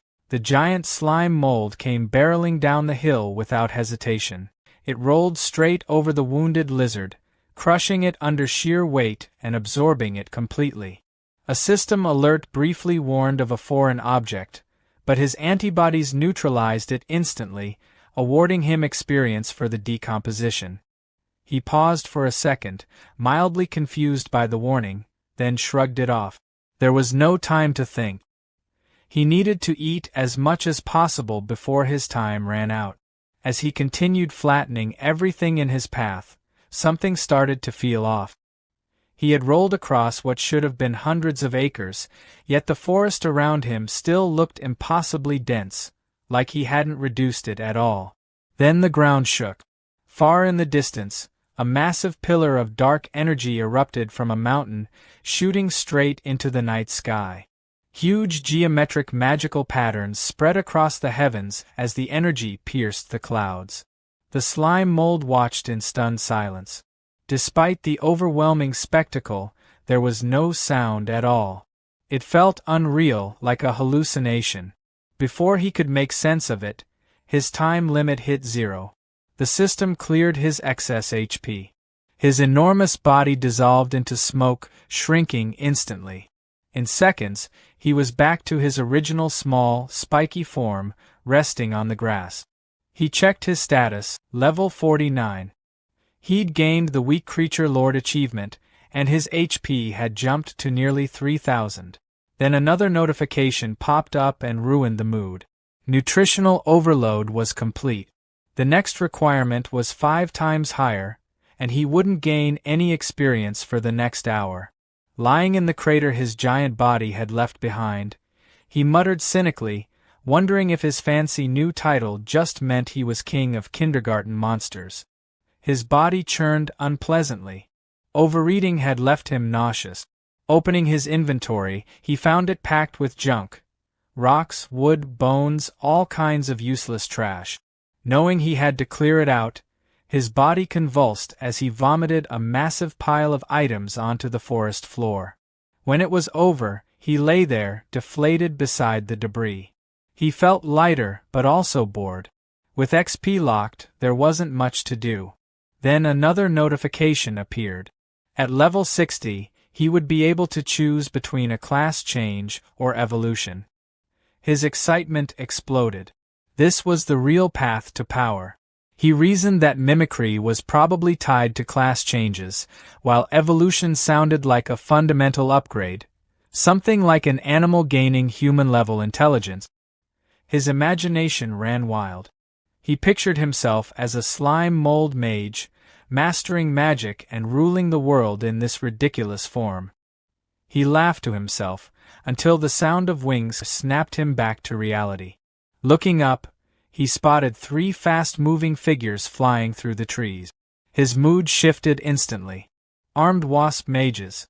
The same magic-using hornets he'd fought before, and there were 3 of them. Facing that many at once would be dangerous. Curious about their destination, he decided to follow. Leaping from tree to tree, he trailed them at a safe distance as they flew deeper into the forest.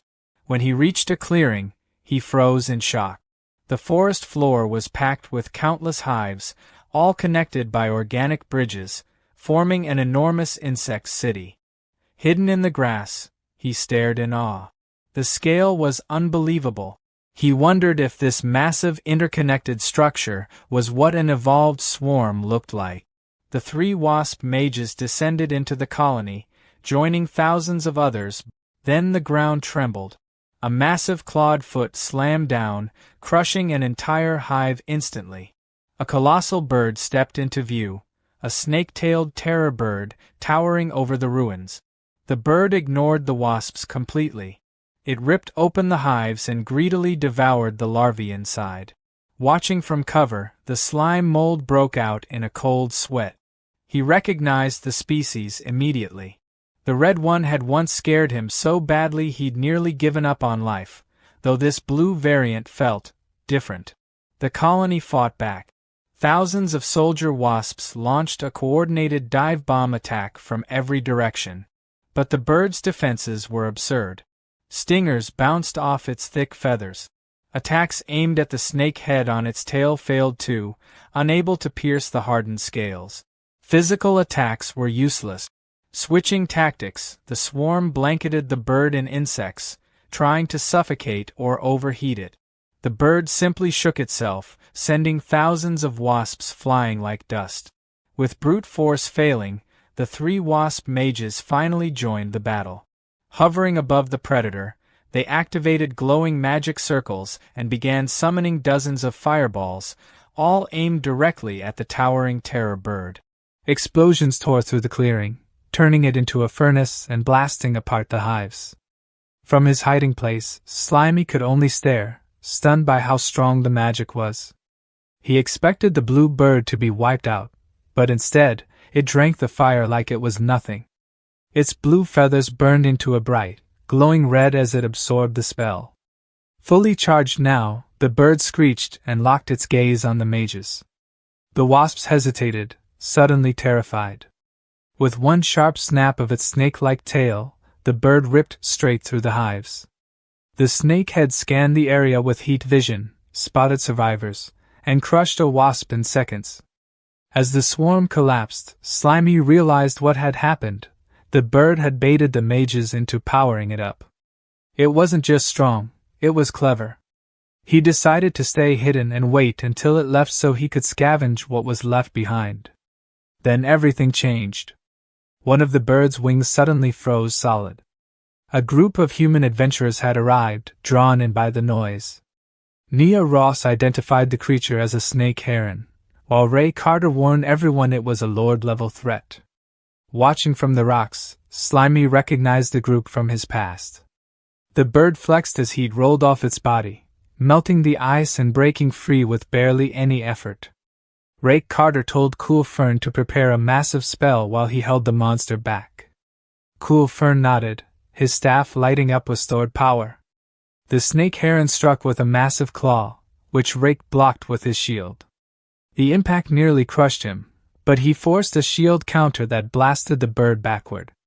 The rebound shattered his shield, leaving him exposed. The snake tail lunged for his throat, but Nia's boar, Little Steel Back, slammed into it, knocking it off course and giving Rake time to retreat. The bird didn't waste a second. It unleashed all the fire it had absorbed in a massive blast, like a dragon's breath. Cool Fern slammed his staff into the ground, raising a towering wall of ice just in time.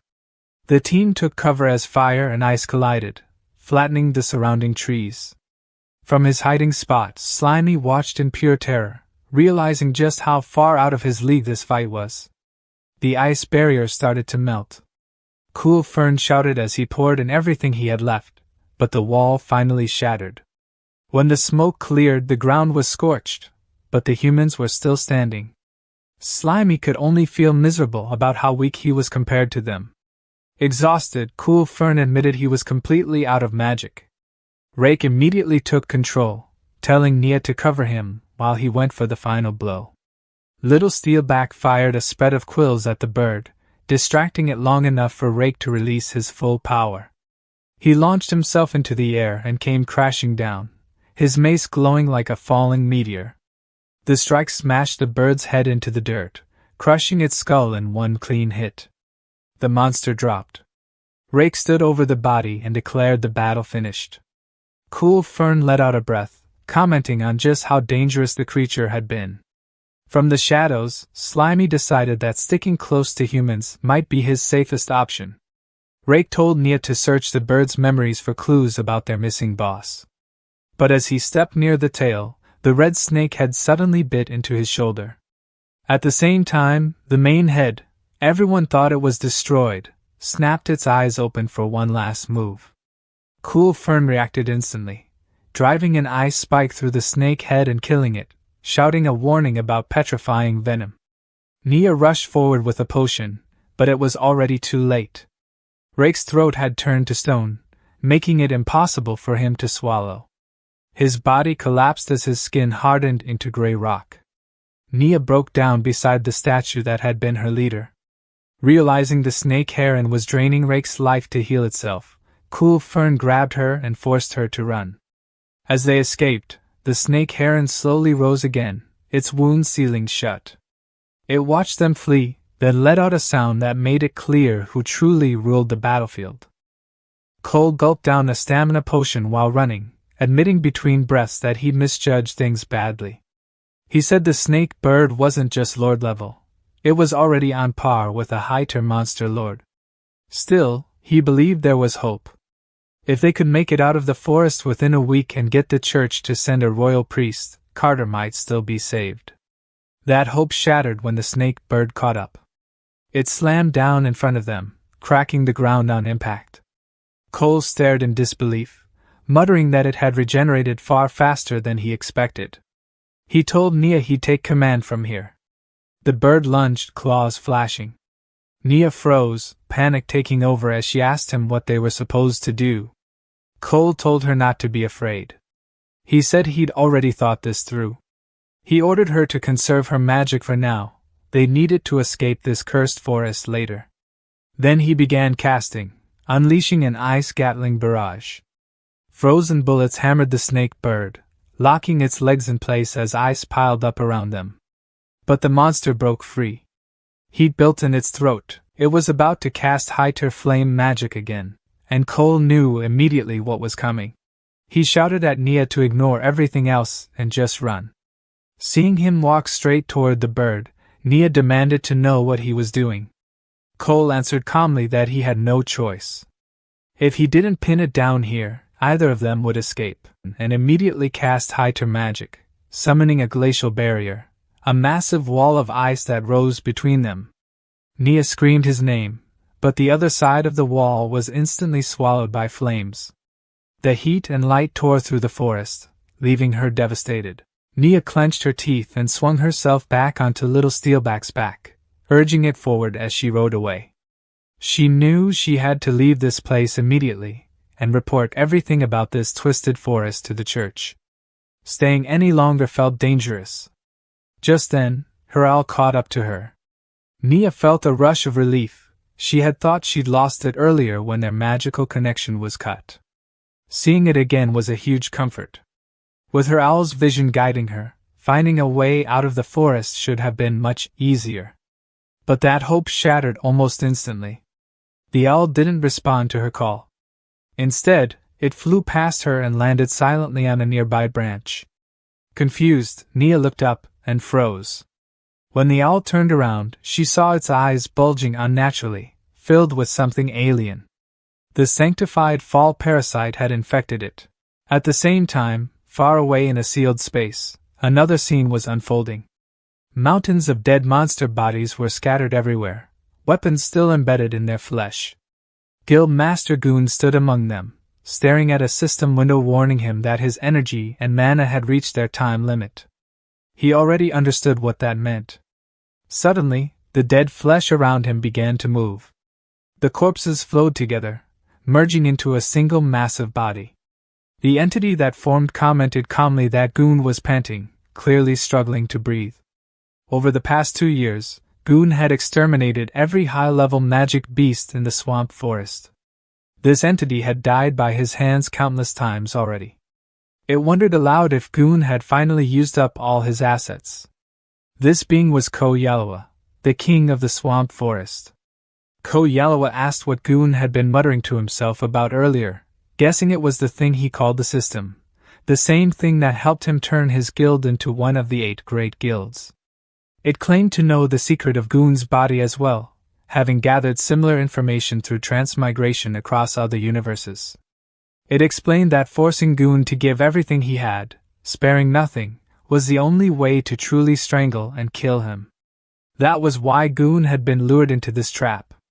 Even so, Ko Yalawa admitted it hadn't expected Goon to grow this strong, or to still be hiding so many trump cards. With a cold tone, the entity offered him one last choice. After destroying everything Goon had built, would he prefer to be turned into a corpse puppet? Or would he join them and take part in the grand plan of dimensional ascension? Goon said he'd already made his decision. Picking up his weapon, he answered by slashing forward, declaring he would kill them all. Ko Yalawa laughed, calling it pointless. Inside this eternal barrier, it was immortal and undying. It asked if Goon really understood that. Another mass of flesh surged up from behind to attack, mocking him for still being nothing more than mortal flesh. His heavy breathing proved he was nearing his limit. If he refused to cooperate, he would die. Goon didn't argue. He calmly took another item from his inventory and threw a vial at Ko Yalawa. It shattered on impact, spraying true holy water everywhere. The entity recoiled in shock as the holy water spread, burning through its body. Goon explained that true holy water scorched the soul itself. Even physical immortality was meaningless in front of that power. He admitted it was unfortunate. He'd been saving it for the true mastermind behind everything, but it had to be used here. Ko Yalawa cursed him, ranting that even angels had fallen and demanding to know where he'd obtained true holy water. Before an answer could come, Ko Yalawa was no more. The holy fire kept raging, swallowing the battlefield in blinding light. Goon stood inside the flames when a system warning suddenly flashed in front of him, alerting him to a massive energy spike. The message made his chest tighten. The target was regenerating. A surge of golden power exploded outward. Instead of the monster burning away, its flesh knitted itself back together, rising higher and more imposing as the chaos settled. Goon stared in disbelief. He knew true holy water didn't just burn the body, it scorched the soul itself. A soul that was completely erased shouldn't be able to come back, even in a sanctified environment. So how was the enemy still standing? As the smoke thinned, the monster revealed its new form. Kidoyawa hovered above the ground in what the system identified as sanctified fall mode, a horrifying floating red sphere, studded with writhing tentacles and a single unblinking eye at its center. The creature laughed, its voice dripping with mockery, making it clear Goon's supposed trump card had failed. Goon demanded to know how it had adapted so quickly. Kidoyawa sounded almost pleased as it explained that the answer lay with Goon himself. It reminded him of the Dragon Emperor's finger he had sliced off earlier. Back then, Kidoyawa had wondered how a spear could cut through a Dragon Emperor's skin. The answer, it realized, was the true holy water coating Goon's weapon. When that finger had fallen into the forest and gone missing, it landed near weaker monsters. That triggered an invisibility-type attribute, allowing the fragment to be located and reclaimed. By absorbing the finger, Kidoyawa learned the secret of the holy water. Since Goon had only used a thin layer on his blade, the monster was able to adapt to the holy energy lingering in the severed limb and gain immunity. Declaring that Goon had exhausted all his options, Kidoyawa calmly ordered him to die. The ground responded instantly. It rumbled and split apart as enormous stone hands erupted from the earth, towering over Goon. One slammed down, aiming to crush him flat. Then another. And another. The attack turned into a brutal barrage as countless hands smashed the ground over and over again, burying him under sheer force. The assault ended with a spell, abyss magic, earth burial, leaving a massive crater beneath the floating monster. Buried deep under the earth, Goon felt crushing pressure from all sides. His spear reacted on its own. The tip glowed as a green magic circle appeared, activating 20 layers of elemental runestone effects. Earth attribute absorption kicked in, neutralizing the weight and magic pressing down on him. The moment the pressure vanished, Goon exploded out of the rubble, launching himself skyward with his weapon blazing. He charged straight at the floating red sphere, activating his spear art, the technique meant to pierce all things. Kidoyawa sneered, pointing out that Goon's equipment had limit. It asked how long he thought he could keep struggling before unleashing necrotic shriek. The air screamed as thousands of red energy beams poured down like a storm. Goon met the attack head-on, his blue aura colliding violently with the flood of necrotic magic. System warnings stacked rapidly in his vision. His weapon's durability was nearly depleted. His magic resistance had dropped below 20%. His body was exhausted. Blood dripped from his mouth, but Goon ignored every warning. He pushed himself further, preparing a high-tier martial art, the 1-inch punch, Spiral Force. The system urgently warned that using it in his condition would cause irreversible damage. Goon dismissed the risk. To him, the cost no longer mattered. He poured every last bit of energy into the spiral attack. The strain was too much for his gear. The spear's tip shattered mid-strike. Even so, the spiraling force surged forward on its own, slamming into Kadoyawa's center. Red and black energy collided in a massive explosion that shook the battlefield. Without the spear to anchor him, Goon lost momentum and crashed hard into the rocky ground. Blood splattered across the stone as he knelt there, clutching his arm. His body shook uncontrollably. The backlash had completely ruined his left arm. When the smoke cleared, Kadoyawa reformed without a scratch. It mocked him openly, asking why he kept choosing pain instead of simply dying. It guessed Goon was still desperately searching for a way out even now. Goon stayed silent, his head lowered. Regret weighed heavily on him. Saving his skills had been a fatal mistake. He realized too late that he should have used all the true holy water at the very beginning and ended the fight instantly. Then a massive shadow swallowed the battlefield. From the sky, the Dragon Emperor's finger descended like a meteor. As it fell, Kadoyawa declared that Goon never stood a chance. He wasn't fighting a single monster, but the power of the entire Holy Sea itself. The colossal fragment hurtled straight toward the injured knight. Even then, Goon refused to give up. With what little strength he had left, he opened his system inventory.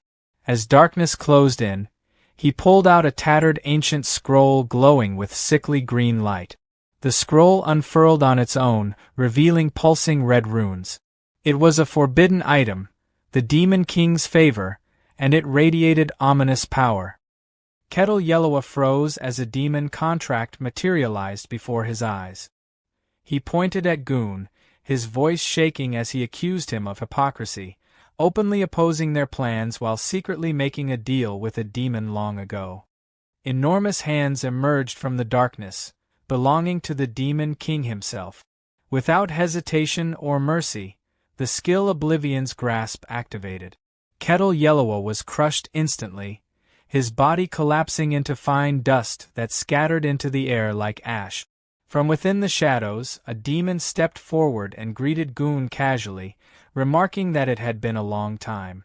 He looked Goon over and burst out laughing, calling his current state pathetic, just like back when the Demon King had first failed to descend into this universe. The demon sounded almost nostalgic, saying the moment brought back fond memories, and that he'd never forget Goon's so-called kindness. As a reward, he offered to lend Goon his power, claiming it would be more than enough to wipe out those so-called righteous scoundrels. He even directly called Goon a transmigrator, confident that the temptation would be impossible to resist.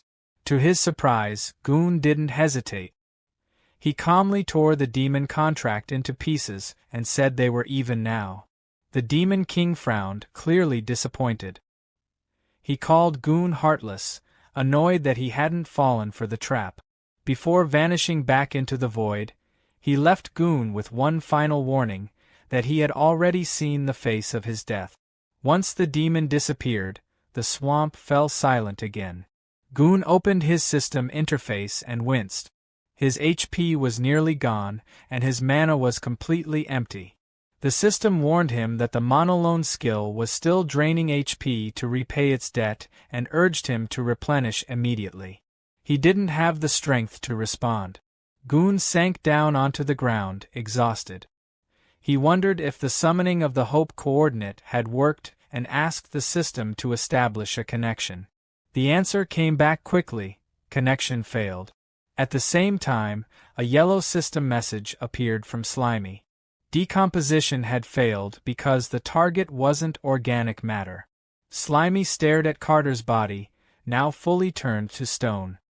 He shrugged it off, hopped down from the statue, and picked up Carter's mace. Since Carter clearly didn't need it anymore, Slimy figured it was fair game. Getting no response, he took the silence as permission and happily bounced away with his new equipment. As he moved through the forest, Slimy thought that if he helped the humans when they were in trouble, maybe they'd let him tag along back to their towns. But then he ran straight into a massive ice wall, one Cole had created earlier. Slimy immediately recognized it as magic.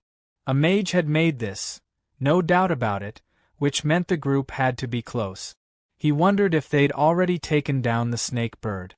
Maybe there was loot left behind. Still, he wasn't stupid. His own survival came first. Instead of rushing in, he decided to scout things out. Activating his search skill, Slimy carefully stretched his tendrils upward. The moment they peeked over the ice wall, his whole body went rigid. The snake bird was still alive. Worse, it was holding Cole. Cole's body was burned beyond recognition, his skin completely gone as if it had been peeled away by fire. Slimy didn't even have time to react before the snake bird casually opened its beak and swallowed Cole whole, like it was nothing more than another meal. That was enough. Slimy didn't hesitate. He turned and bolted. As Slimy ran, one terrifying thought kept repeating in his mind. If Cole was dead, then what about the last girl? Had she already been killed too? Elsewhere in the forest, Sanctified Fall, now fully possessing the owl Mio, dove from above with lethal speed, targeting Nia. Nia reacted instantly, warning little Steelback that Mio was no longer an ally. Her voice was calm but firm as she ordered a counterattack. Steelback responded at once, activating Spinyback. Its fur stiffened and extended outward like rows of sharp nails, bracing for impact. But Mio was ready. As the owl charged, its beak began to glow. Iron Beak Gale activated, its neck stretching unnaturally as slicing force exploded outward in every direction. Trees were shredded in an instant. Trunks split apart, branches collapsed, and the forest itself seemed to be carved open. The sheer force drove Nia and Steelback backward as the attack tore through everything nearby, sending countless trees crashing to the ground. When the destruction finally settled, the forest lay in ruins. And yet, Nia was untouched. She sat calmly among the fallen trees. She sat on the ground amid the ruins, her body trembling. Panic crept into her voice as she cried out for help, her eyes darting across the devastation. She couldn't understand how Mio had ended up like this, how things had spiraled so badly. A harsh, strained grunting sound broke through the silence. Nia turned her head and spotted a spiky-haired boar pinned beneath a massive fallen log. It was Steelback. Forcing herself to stay calm, she called out to him, telling him not to be afraid. She explained that she would try to send her magic power into him and fix this somehow. The boar could only answer with weak, pained grunts. Above them, perched on a tree branch, Mio watched. 3 ghostly heads shaking, glowing faintly as its wings remained half spread. Without warning, the owl creature launched itself forward, wings fully spread as it attacked. Nia barely had time to react. She shrank back against the ground, raising her arms over her face, bracing herself for the impact she was sure was coming. At that exact moment, a skill activated. Mind control. The owl froze mid-motion. Its body stiffened, its expression twisting as its eyes flared with an unnatural glow. Suddenly, the world around Nia dissolved. She found herself floating in a dark, dreamlike space. Almost immediately, she understood where she was. This was Mio's mental world, just as the pet contract allowed. A faint sensation tugged at her awareness. She turned and noticed a distant light ahead. As she focused on it, the shape sharpened. A radiant, angel-like figure hovered in the distance, shining brilliantly, with the owl creature lingering nearby. When Nia finally faced the figure directly, its overwhelming glow flooded her vision, leaving her unable to look away. Nia stood in the strange, glowing mental world, staring up at the radiant figure hovering above her. She quickly realized who it was and wondered why Lord Angel was inside Mio's mind at all. Lord Angel looked down at her calmly and told her to come closer, the voice steady and commanding. Then, without warning, the left side of that serene face twisted, shifting into something red and monstrous. The gentle presence vanished in an instant. Back in her physical body, Nia screamed, panic taking over as she begged desperately for someone, anyone, to save her. Nearby, Steelback trembled under the log, letting out a weak, pained sound as if sensing her terror. At the same moment, the owl creature, its eyes glowing wildly, lunged straight toward Nia. Before it could reach her, a spiked club crashed down onto the owl's head midair. The impact was brutal, sending the creature flying backward and clearing it from the fight in an instant. Nia remained collapsed on the ground, eyes squeezed shut, completely unaware of what had just saved her. When Nia finally opened her eyes, she froze. Right in front of her, it was Captain Hawk's slime meteor hammer. Slimy swung the massive flail with growing confidence, convinced its control over its own body had finally reached perfection. In its mind, a stone was no different from a bullet, and the flail itself was basically a cannon. That confidence lasted exactly one swing too long. The weapon came down with a loud crack, straight onto Steelback's head. Slimy froze. A bead of cold sweat formed as it realized what it had just done. Awkwardly, it pulled the flail back, its body squirming as the weapon dissolved and melted back into its form. Steelback shook his head and let out a low grunt, looking more annoyed than injured. Nia slowly pushed herself upright and turned toward Slimy. Relief flooded her face as she thanked it for saving them. She gently lifted Slimy into her hands and held it close. Tears welled up in her eyes as she spoke softly, saying it felt strangely familiar. Like, deep down, she already knew exactly who it was. The slime went completely still, its round body stiffening in pure shock. Inside its head, it instantly rejected the idea. That couldn't be true. It was just a slime. Nothing more, nothing special. Nia didn't see it that way at all. Tears poured down her face as she hugged the slime tightly and pressed it to her cheek. Between sobs, she insisted she knew the truth. To her, this wasn't just a slime. It was Captain Hawk, reborn and returned at the exact moment she needed saving. Behind her, Steelback stood frozen, staring at the scene in disbelief. The boar let out a quiet, breathy huff, clearly struggling to wrap his head around what he was witnessing. From the nearby shadows, a pair of bird-like legs slowly emerged. A moment later, the wounded owl creature dragged itself out from behind a fallen log. Even in its battered state, it let out a sharp, furious screech. Nia stiffened, still clutching the slime, and quickly looked back at Steelback. She asked if he could still fight after receiving her magic. He answered immediately, making it clear he was ready. The slime didn't hesitate. Its body softened and spread, thin tendrils flowing across the ground as it activated its search skill. The owl creature dove down, pecking wildly at the slime's tendrils and tearing into the sensory net. But before it could do real damage, the slime suddenly reformed behind it. A solid club slammed straight into the owl's rear. The owl shrieked in pain and fury, twisting around and lunging at the slime in retaliation. That was when Steelback charged. Perfectly seizing the opening, the boar drove his tusks into the owl's side with brutal force. He didn't slow down. The momentum carried him straight through, his tusks piercing clean through the owl creature's body. At the same time, the slime swung its club with everything it had. The name of the attack rang out clearly, plasmatic cannon. The impact was violent.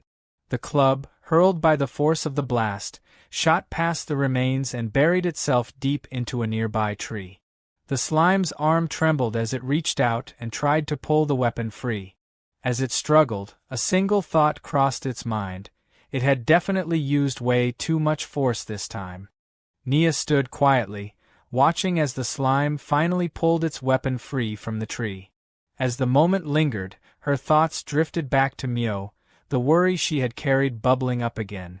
She crouched down, studying the slime more closely. Then it clicked. This was the same tiny creature she had met by the campfire earlier that night. The more she thought about it, the more certain she became. It was also the same presence she had sensed earlier through Mio's reconnaissance. Slowly, Nia reached out and lifted the slime gently. Half joking, half serious, she asked if it had been following her all this time out of some special fondness. Cradled in her hands, the slime stiffened in surprise. A single thought flashed through its mind: could this finally be it? A golden magic circle appeared on the ground beneath them, glowing softly, the words, "Pet Pact," shimmering within it.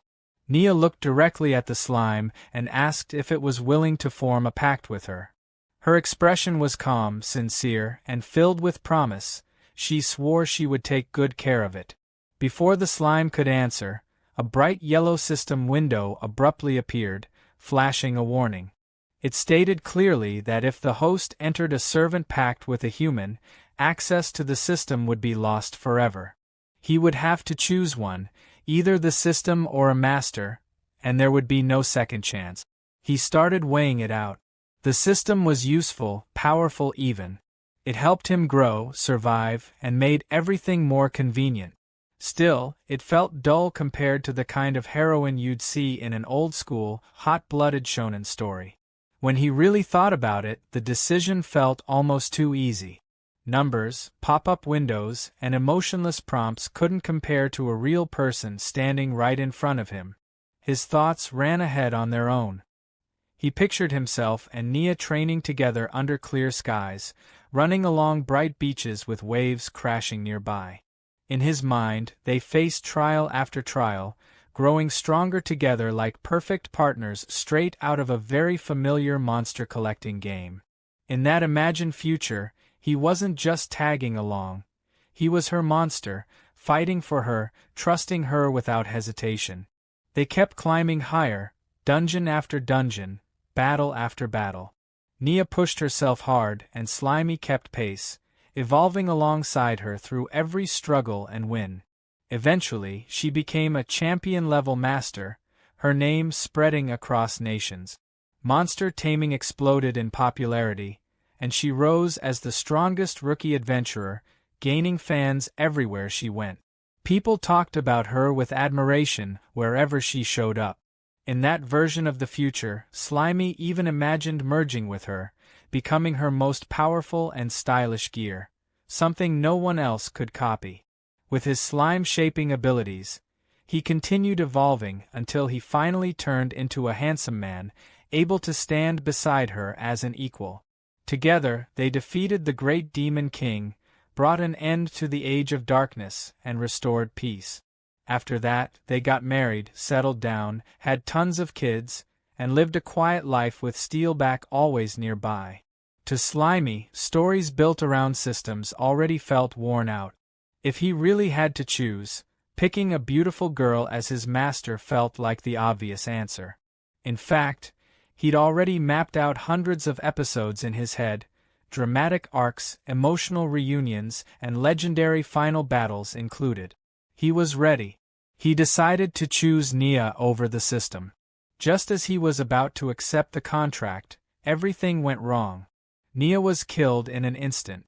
Her body collapsed beside him, her arms still wrapped around Slimy. For a brief moment, nothing made sense. His thoughts broke apart all at once, and little Steelback stood beside him, unable. The one responsible was the corpse of Mio. It stood there calmly, having used abyss magic, Circle of Wind's demise.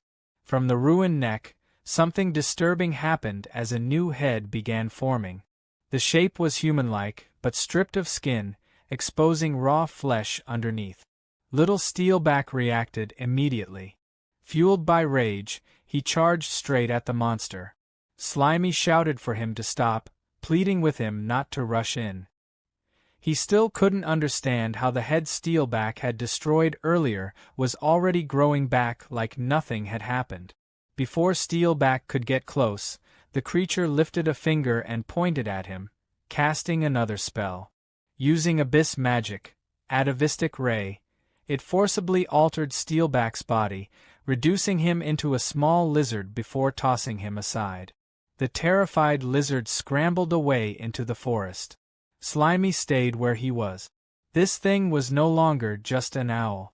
It now had the terrifying power to force devolution. It now had a frightening new power, the ability to force devolution.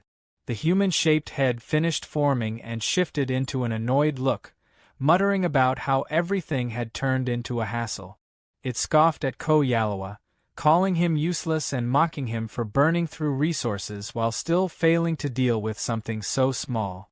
The voice didn't stop there, throwing jabs at the old man from the Holy See too, saying none of this would have happened if they'd listened from the start. The one speaking finally revealed herself. She was Merlin, Guild Master of the Blue Hat Guild, and one of the church's 7 holy knights.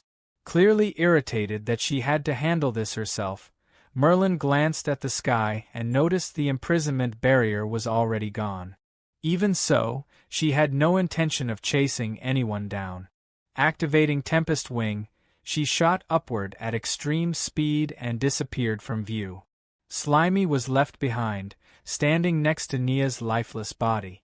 Bit by bit, the truth settled in. Another human had used magic to move their consciousness into the owl's corpse, and because he was too weak, he hadn't even been worth acknowledging. That feeling hit him hard. It was exactly the same as when he first arrived in this world. Everything had happened too fast. There hadn't been time to process any of it. Merlin had killed the master he was about to choose, which meant the contract never went through. He briefly wondered if he should feel lucky for surviving, but the thought didn't last. Nia was gone, and he was still here, worrying about staying alive.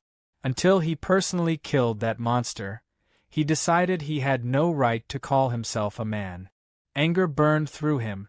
Slimy swore he would crush the enemy's head with his own cytoplasm and took off through the forest, chasing after his target.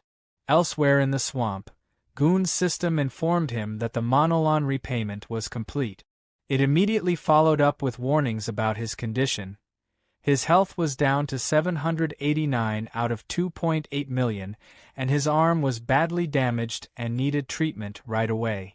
Goon told the system to stop pointing out the obvious. He had nothing left to give. He ordered it to keep trying to contact the transmigrator summoned by the Hope coordinate. The system replied that long-distance communication wouldn't work until the initial connection was fully established and advised him to keep moving to find a stronger signal. Goon already knew the Holy See would send reinforcements. If they showed up, escape wouldn't be an option. He needed to find the new transmigrator and get out of the swamp immediately. As he moved through the forest, he suddenly stepped on something slimy and yellow. At the same time, Slimy's search skill finally locked onto a target. Thinking he'd found the long-necked monster, Slimy attacked without hesitation, swinging his mace at full force and smashing it straight into Goon's head. The impact felt wrong. There was resistance, like hitting armor. The shape of the target didn't feel right either. When the figure collapsed, Slimy realized his mistake. This wasn't the monster. He'd mistaken Goon for part of it because of the tassels on his helmet.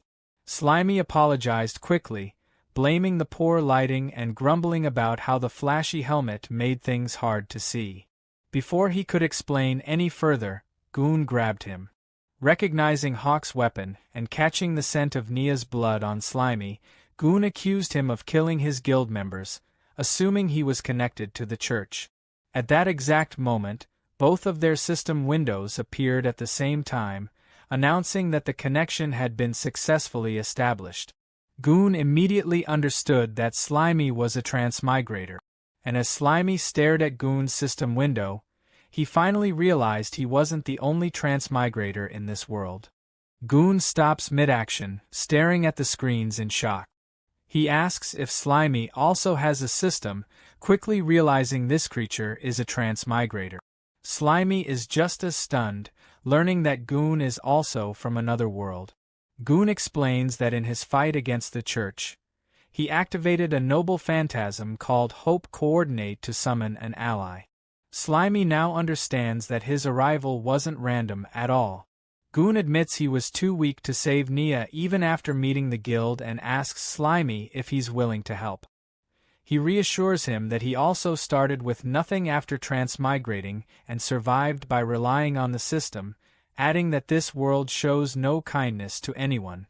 Goon then removes his helmet, revealing he isn't human and that he hides his face for a reason. Curious, Slimy asks what race he belongs to. Goon admits he's a goblin, one of the most hated races. Expecting something completely different, Slimy comments that he'd rather remain a cute slime than look like an ugly green monster. Goon reveals his face instead, refined and elf-like. He casually mentions that his appearance causes problems, just not the kind Slimy imagined. Slimy complains it's unfair for a goblin to look that good, but Goon brushes it off, pointing out that humans would chase him anywhere, while a slime's small body is perfect for moving unnoticed. As Slimy keeps grumbling about appearances, Goon rises, supporting his injured arm. He mentions that he founded the guild to unite different races, then warns that the church has sent a ruthless knight named Merlin, the guild master of the Blue Hat Guild. When Slimy asks what they should do next, Goon reaches out his hand. A system interface appears as he prepares to transfer all his magic and combat abilities. The system confirms the link, and Slimy excitedly asks if this will instantly make him overwhelmingly powerful. Goon explains that he walked straight into a trap set by the Pope, with the old man from the Holy See pulling the strings, and has already exhausted his strength. He needs Slimy to be the one who continues the fight. When Slimy jokes that this sounds like a typical hatred of the church, Goon corrects him. He explains that the church already controls the world, and their true goal is to sacrifice all life here to fuel beings who want to ascend to a higher universe.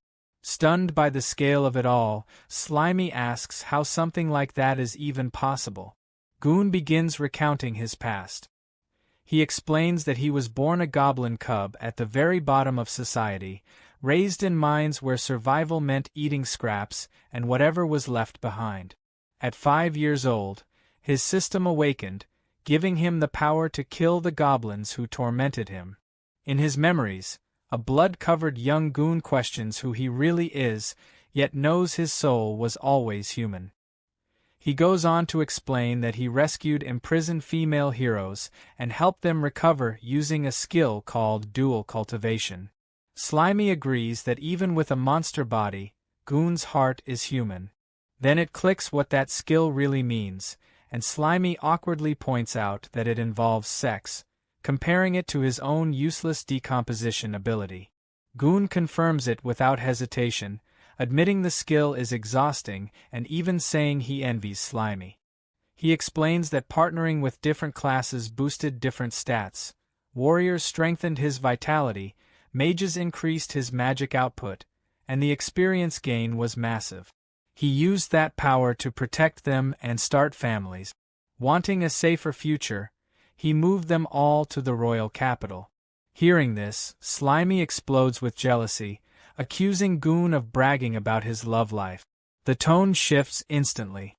Goon's voice breaks as he says moving to the capital was a fatal mistake that cost him his wives and child. A heavy presence interrupts the transfer at 12%. Merlin arrives, now inhabiting a massive bird-like body, announcing that he's finally found Goon. Goon senses the danger immediately. He shoves Slimy out of harm's way and dodges unseen slashes tearing through the space around him.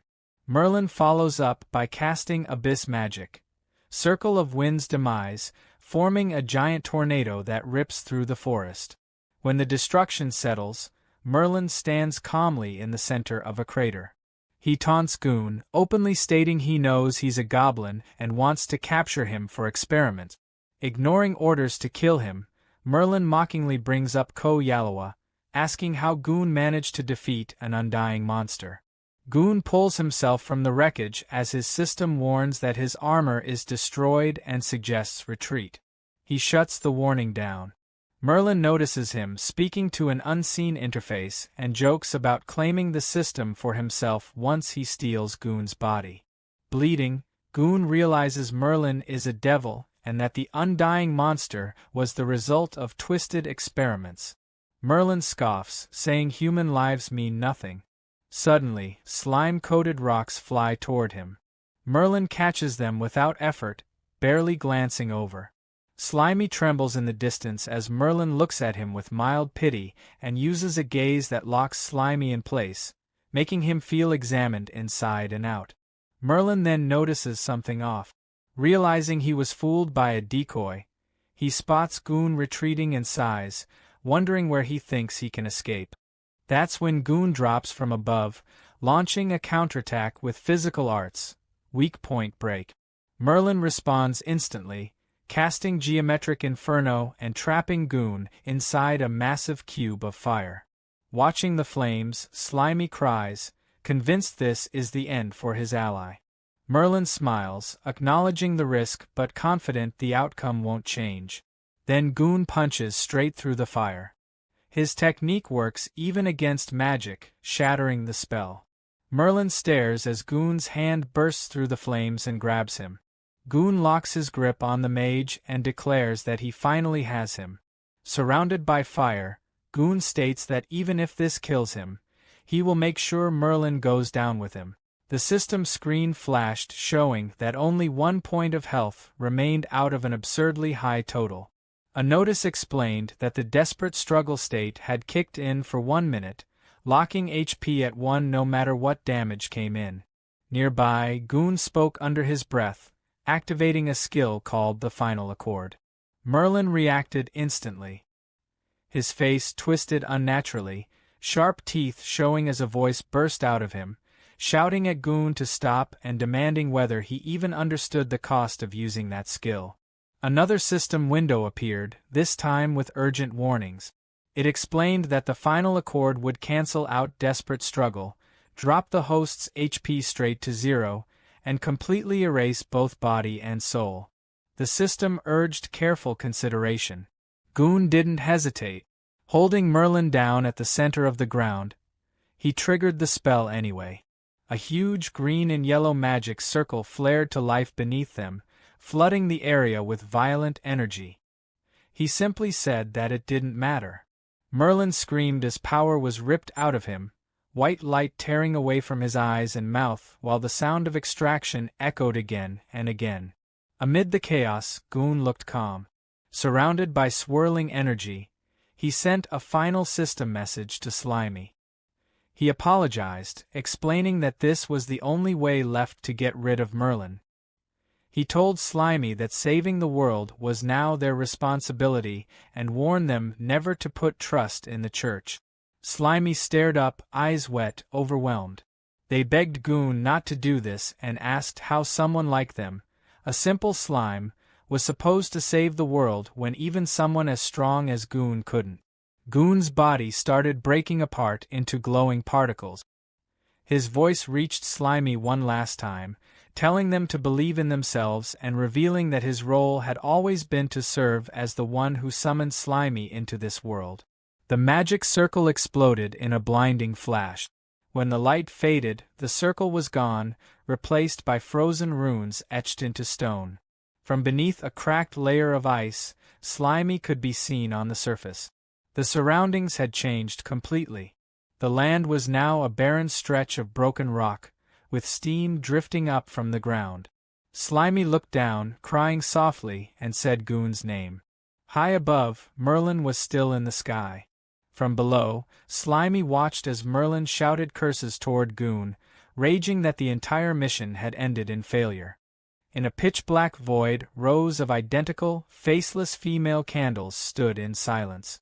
Only one on the far left still burned with a bright flame, while all the others had gone dark. Up in the sky, Merlin hovered in a ruined state. Her body looked worn down and unstable as she spoke about the situation. She said that 5 life candles, which were meant to link her to the chaotic universe, had already gone out.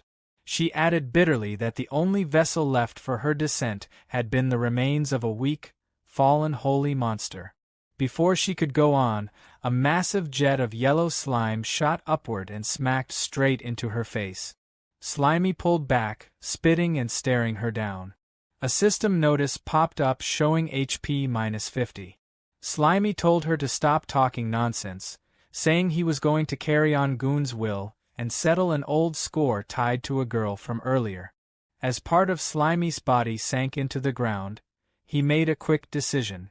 He left a clone behind as insurance, planning to shift his awareness to it if things turned bad. In the next moment, Slimy launched himself onto Merlin's face, spreading over one of her eyes. Merlin reacted in confusion, questioning whether this slime was some leftover contract monster Goon had prepared. Anger quickly took over her expression. She declared that Slimy would replace Goon and receive all of her fury instead. Colored rings of light swept through Slimy as an attack activated. The system identified it as Abyssal Magic, Devolution Ray. When nothing happened, a large question mark appeared above Slimy. Merlin stared at the result and demanded to know why there was no effect. Internally, she considered that her heavily damaged soul might have weakened her magic far more than expected. Energy whipped violently around her as she shouted that this couldn't be forgiven. She claimed that as the kingdom's strongest magician, there was no way she should struggle against a single low-level monster. In her outburst, a small chunk of Slimy was thrown aside. Slimy spread countless slimy tendrils outward, quietly searching for the right skill. He judged that Goon had already left Merlin barely holding on, and more importantly, she had no idea about his hidden option. Slimy decided to take advantage of that gap and strike without warning. Out of nowhere, a snake-like bird slammed into Merlin, sending her flying backward. She crashed hard against an unseen surface, her body bursting apart on impact as blood scattered through the air. Merlin's damaged body, followed by her battered and bleeding face. She spat out curses, muttering about what kind of thing she was dealing with now. She swore that if she ever made it back to the church and had time to recover, she would turn the entire swamp forest into nothing but ruins. Nearby, the snake bird began to glow with a strong light. The snake bird leaned forward, gathering power as the system announced Pseudo-Dragon's Breath. The snake bird followed up by sweeping a broad stream of fire across the stone ground. From a distance, Slimy watched with its tendrils spread wide. The snake bird tilted its head, staring down at the pool of lava it had just formed. Merlin's cries echoed from within the molten heat. Then, without hesitation, the snake bird began absorbing the lava, drawing it back into its body. Slimy stared on, unable to look away. Along the snake bird's furry side, its body started swelling and pulsing, as if something inside was forcing its way out. A pink, serpent-like head pushed through the snake bird's back, a forked tongue flicking into the air. A bright white glow wrapped around the snake bird, outlining its form as the change completed. Slimy watched as the shadow of the transformed snake bird stretched larger and heavier, realizing mid-thought that it was evolving. The full result came into view, a two-headed snake bird chimera. The original head looked longer and sharper now, while a pink serpent head with a long neck rose from its back, paired with an extended tail. With a powerful beat of its wings, the newly evolved snake bird lifted off, flying high into the sky and leaving the lava field and Slimy behind. Slimy looked up, completely at a loss, struggling to form words as the snake bird disappeared above. System screens kept popping up one after another, and Slimy was basically catching L's non-stop. Skill transfer stalled at 37% before the connection just dipped. Super magic? Didn't stick. Elemental resistance? Nope. Divine arts, unions, dimensional boosts, each one bounced back with the same excuse. No magic power or the body just wasn't built for it. The only W in the whole mess was martial arts talent sliding through successfully. And after that, Slimy ended up sprawled on the ground. From the outside, Slimy looked like a mess, but inside, the vibe was worse. He admitted to himself that life as a clueless little slime mold had honestly been way more chill. Even with all these new gains, happiness just wasn't there. Slimy activated search, and scattered remains nearby responded.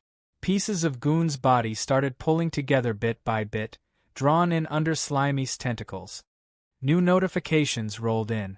Forging skill unlocked. Medical knowledge unlocked. Cooking skill unlocked. The encyclopedia and map atlas partially filled in. That helped. A little.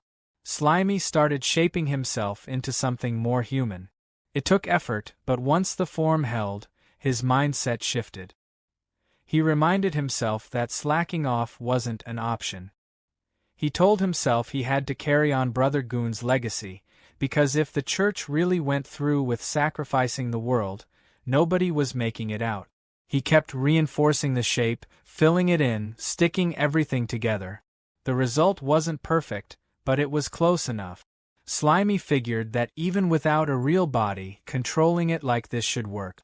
Then he tried moving. The moment he put weight on it, the whole thing got shaky. Standing turned into a struggle, and one wrong adjustment sent everything out of sync. He tried correcting himself, but the coordination was a nightmare. Focus on one side, lose the other. Manage the top half, lose control of the legs. The structure gave out, and the human form collapsed back into a blob. Slimy decided to call it for now. Hiding felt smarter, especially since there was no guarantee the church wouldn't send people again. He stored what he could into his slime mold space. Among the items was a piece of armor. The appraisal system explained it was forged from Lockforce stone, built to soak up most physical damage, and reinforced by Goon himself. Later, Slimy slid through the forest as a blob, processing everything that had gone down in a single night. His headspace felt overloaded, so he pulled up the encyclopedia and map atlas to sort things out. The map filled in polar ice fields, the royal capital, deep valleys, mountains, barren mines. Seeing it all laid out made one thing clear. This world was huge. More system info followed. Portals were set up by the royal capital in different regions, letting people travel back and forth. The church ran all of it. Adventurers had to apply through them, and anything gathered on trips got taxed hard. Half of it went straight to the church. The system confirmed Slimy's current location, the swamp forest. Slimy immediately caught onto the idea that finding a portal could mean a direct trip to the royal capital. The route was obvious now. Still, he knew rushing in weak wasn't smart. Right now, his only real backup plan was a piece of busted high-level gear and whatever resources he could scrape together. Then his attention shifted to the body nearby, the girl named Nia. Slimy stared at it for a moment, quietly weighing whether breaking it down was the next move. Slimy hovered over Nia's body for a moment, quietly settling the choice in his head. He figured that keeping her around wouldn't change anything. There was no bringing her back. Letting her sit there and slowly decay felt worse, so he decided this was the cleaner ending. The body started to shift, dissolving smoothly into slime and blending in with him. As it finished, a voice echoed like a soft send-off, saying goodbye to the little slime. After that, Slimy locked in. He told himself that from this point on, even if all that was left of him was a chunk of slime mold, he'd personally see the end of that church. No shortcuts, no backing out.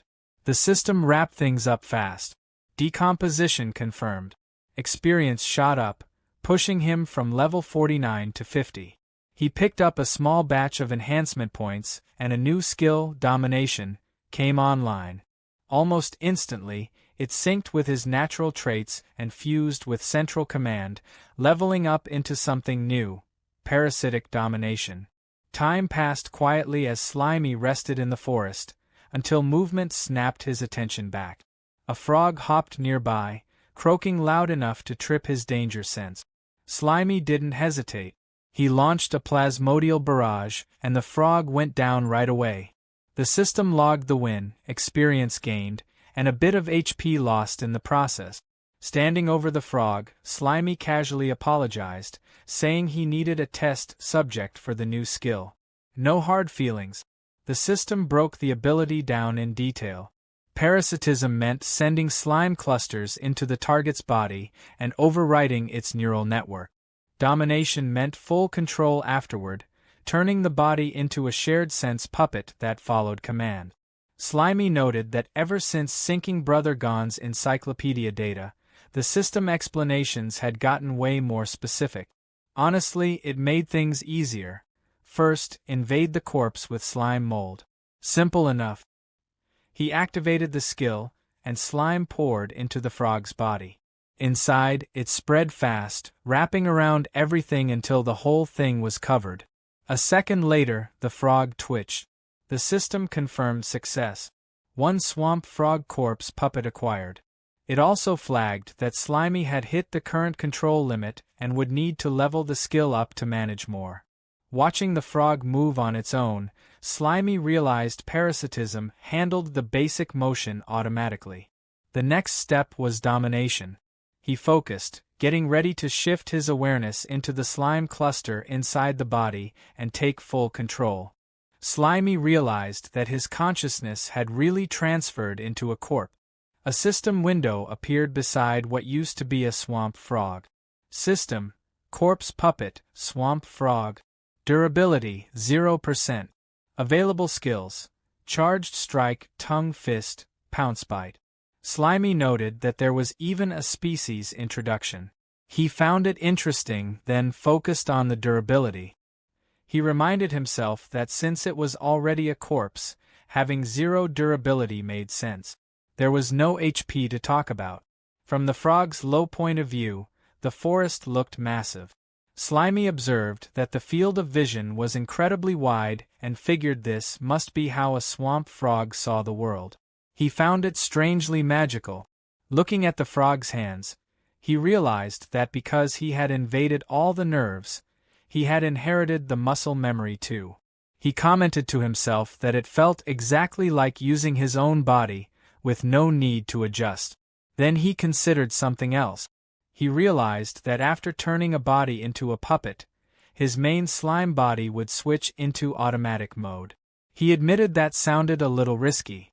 Thinking about actual combat, Slimy told himself he would need to stay hidden first, then make a move. A moment later, he dropped the serious thoughts. For now, he decided he just wanted to try driving this new body. The frog's tongue shot out. System: Tongue Fist.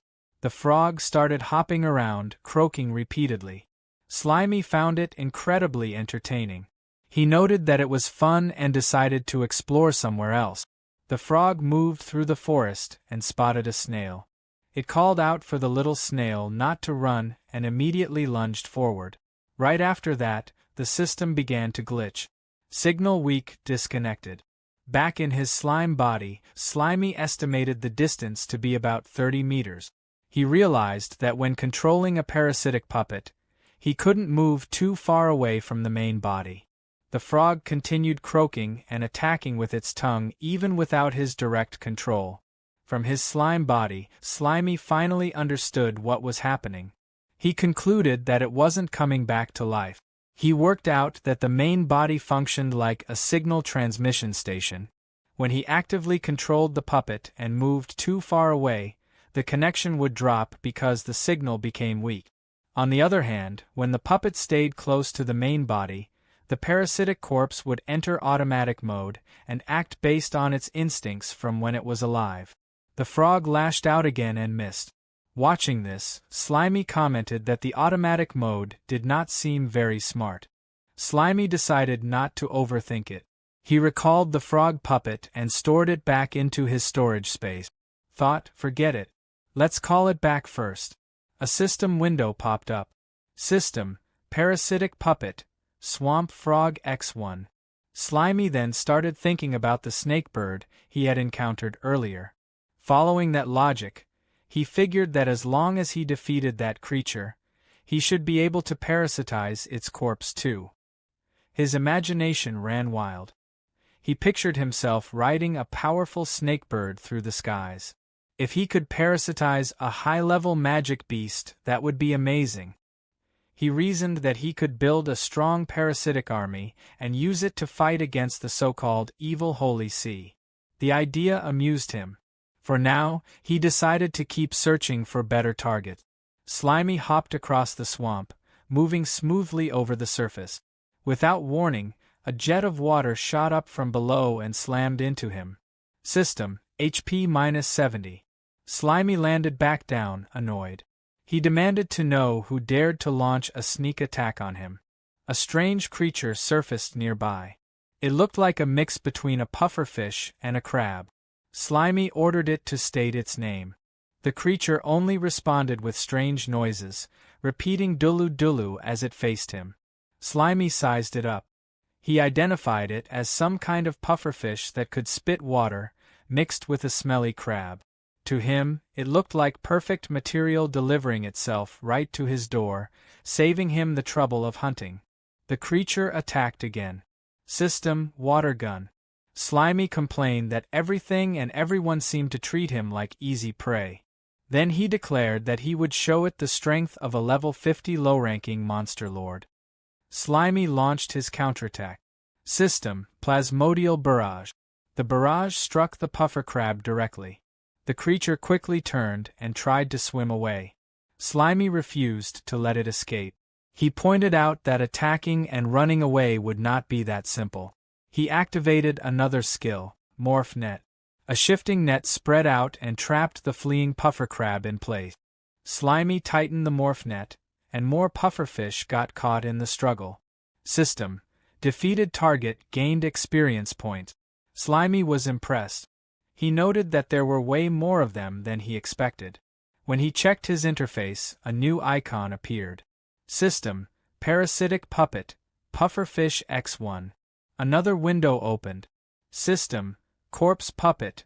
Pufferfish. Durability, 99%. Available skills. Water gun, steel tooth cut, inflate. Slimy observed that this one was in much better condition than the frog. 99% durability looked promising.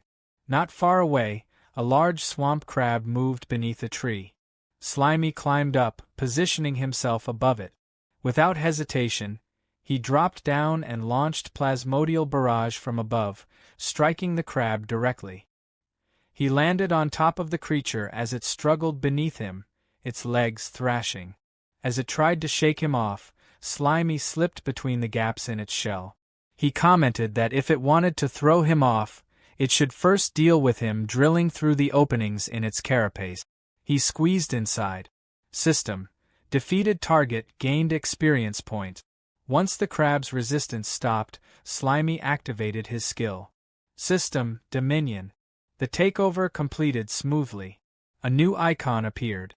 System, Parasitic Puppet, Swamp Crab X1. Another status window opened. Corpse Puppet, Swamp Crab. Durability, 99%. Available skills. Water gun, mud foam, clamp. Slimy reviewed the crab's skills with interest. Between the frog, the pufferfish, and now the swamp crab, his parasitic lineup was steadily expanding. Slimy looked over his combat squad and decided the lineup was finally perfect. Everything felt balanced now. There was Xieju, the heavily armored crab who handled the front line as the team's tank. Xiaoduan, the sharp-eyed pufferfish, stayed back with a bow and arrows, acting as the marksman. Master Bee, a multi-armed humanoid bee, covered magic attacks as the mage. And Waji, the hooded frog, kept to the shadows as their assassin. Slimy introduced himself as the commander-in-chief and the strongest support, making it clear he was the one holding everything together. The squad loaded into a pixel-style battle interface, facing the level boss, the feathered serpent dragon. The fight kicked off fast. The dragon rushed forward and aimed a trample attack straight at Master Bee. Slimy immediately called out for Xieju to activate carapace defense. He told him to block it. A massive clawed foot dropped from above, but Xieju jumped in front and raised a glowing shield just in time to take the hit. The stomp came down hard. Cracks spread across Xieju's shell. A system alert popped up, reporting that Carapace defense had been used up and his HP was now dropping. Slimy told Xieju not to worry because he had him covered. Then he activated cytoplasmic injection. A stream of glowing fluid sprayed onto the cracked shell. Green healing symbols flashed, and the broken carapace repaired itself almost instantly. Spotting a chance to push back, Slimy pointed at the dragon and told the mage and marksman to go all out. Master B and Xiaotuan responded together. Magic blasts and arrows poured down in a steady wave. Damage numbers: 187, 199, 167, 231, 127, 233, kept popping up as the feathered serpent dragon took hit after hit. Even so, Slimy observed that the dragon's hide was incredibly tough. He noted that the pinning attacks from Master B and Xiaotuan would only slow it down for so long. So he called Waji in to finish the setup. Waji moved fast and used assassination art, landing a precise slash across the dragon's face. Another system alert confirmed that the feathered serpent dragon had taken massive damage and entered a weakened state. Its HP bar dropped to nearly nothing. The squad gathered around Slimy, buzzing and cheering after the successful combo. But Slimy told them this wasn't the time to hype him up. He reminded them they still had a boss to finish and urged everyone to wrap it up quickly. Slimy let out one last roar and told his squad to end it right now. He ordered everyone to throw everything they had at the boss. The feathered serpent dragon cried out as the team's combined final strike hit all at once. The impact triggered a huge explosion. Smoke and debris shot into the air.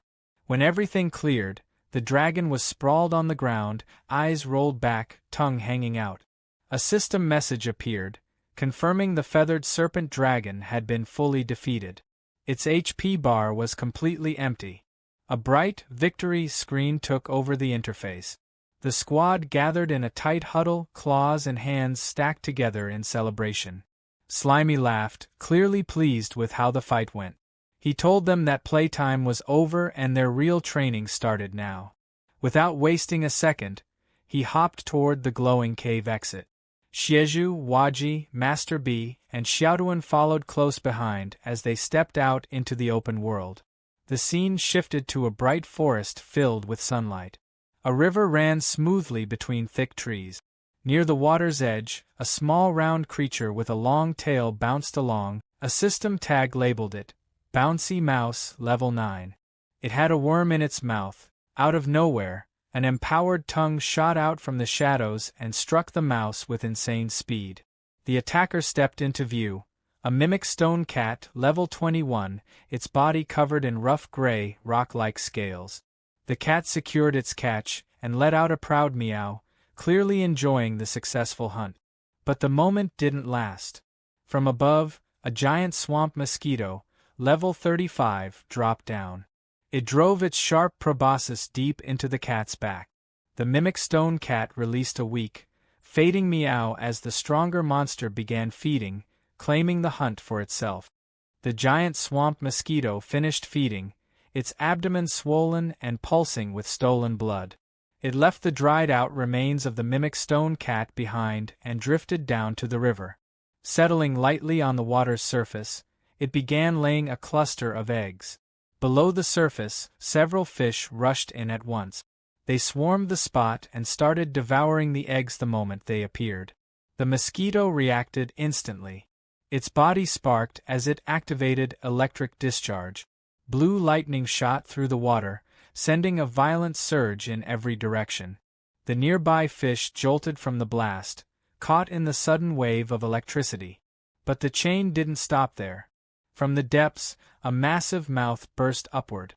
An electric catfish, Level 44, surged out of the river and swallowed everything in reach. The mosquito, the stunned fish, and a huge gulp of water, all in one powerful snap. A blinding white light exploded across the river. High above, perched on a thick tree branch, Slimy watched it all unfold. He stared at the glowing water and said he couldn't believe it was happening again, especially so soon after dealing with the feathered serpent dragon. The light slowly faded. In place of the catfish was something far larger, a massive blue serpentine beast. A system tag appeared. Thunder Catfish, Level 52. The newly evolved monster wasted no time showing its strength. It unleashed Thunder Flash. A towering pillar of lightning blasted from the river, tearing through the water and shooting straight into the sky. Slimy stayed on his branch, looking down at the river in silence as the leftover sparks flickered across the surface. The forest grew calm again, but the air still carried the faint glow of electricity. Slimy held onto the tree branch, completely drawn in by the raw power he had just witnessed. He wondered out loud if his eyes were playing tricks on him or if monster evolutions were really happening more often now. Right then, a system interface popped up in front of him. It began loading background data from the encyclopedia. When the progress bar hit 100%, a detailed map of the swamp forest appeared. The area was labeled as an S-rank danger zone, a place packed with high-level magic beasts where frequent evolution was considered normal. More information scrolled across the screen.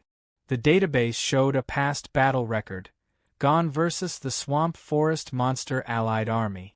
It explained that the regional king, Kidoyelewa, had gathered every intermediate and high-level magic beast in the forest to surround Gone. The outcome had been devastating. The entire Allied army was wiped out.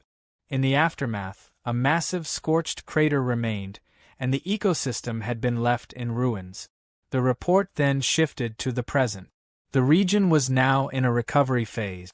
The land was steadily collecting magic power, using it to rebuild the environment and restart the monster's evolution cycle. The surviving intermediate beasts were benefiting the most from this surge of magic, essentially gaining priority access to evolve.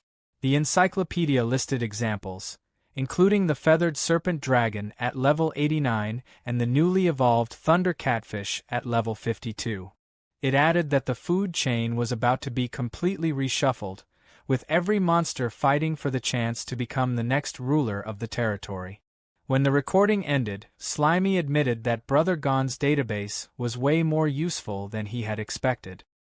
He glanced at Xiaoduan, Waji, Master B, and Xieju, then wondered if monsters turned into his parasitic puppets could still evolve. That question stayed unanswered for now. He also couldn't help noticing something else.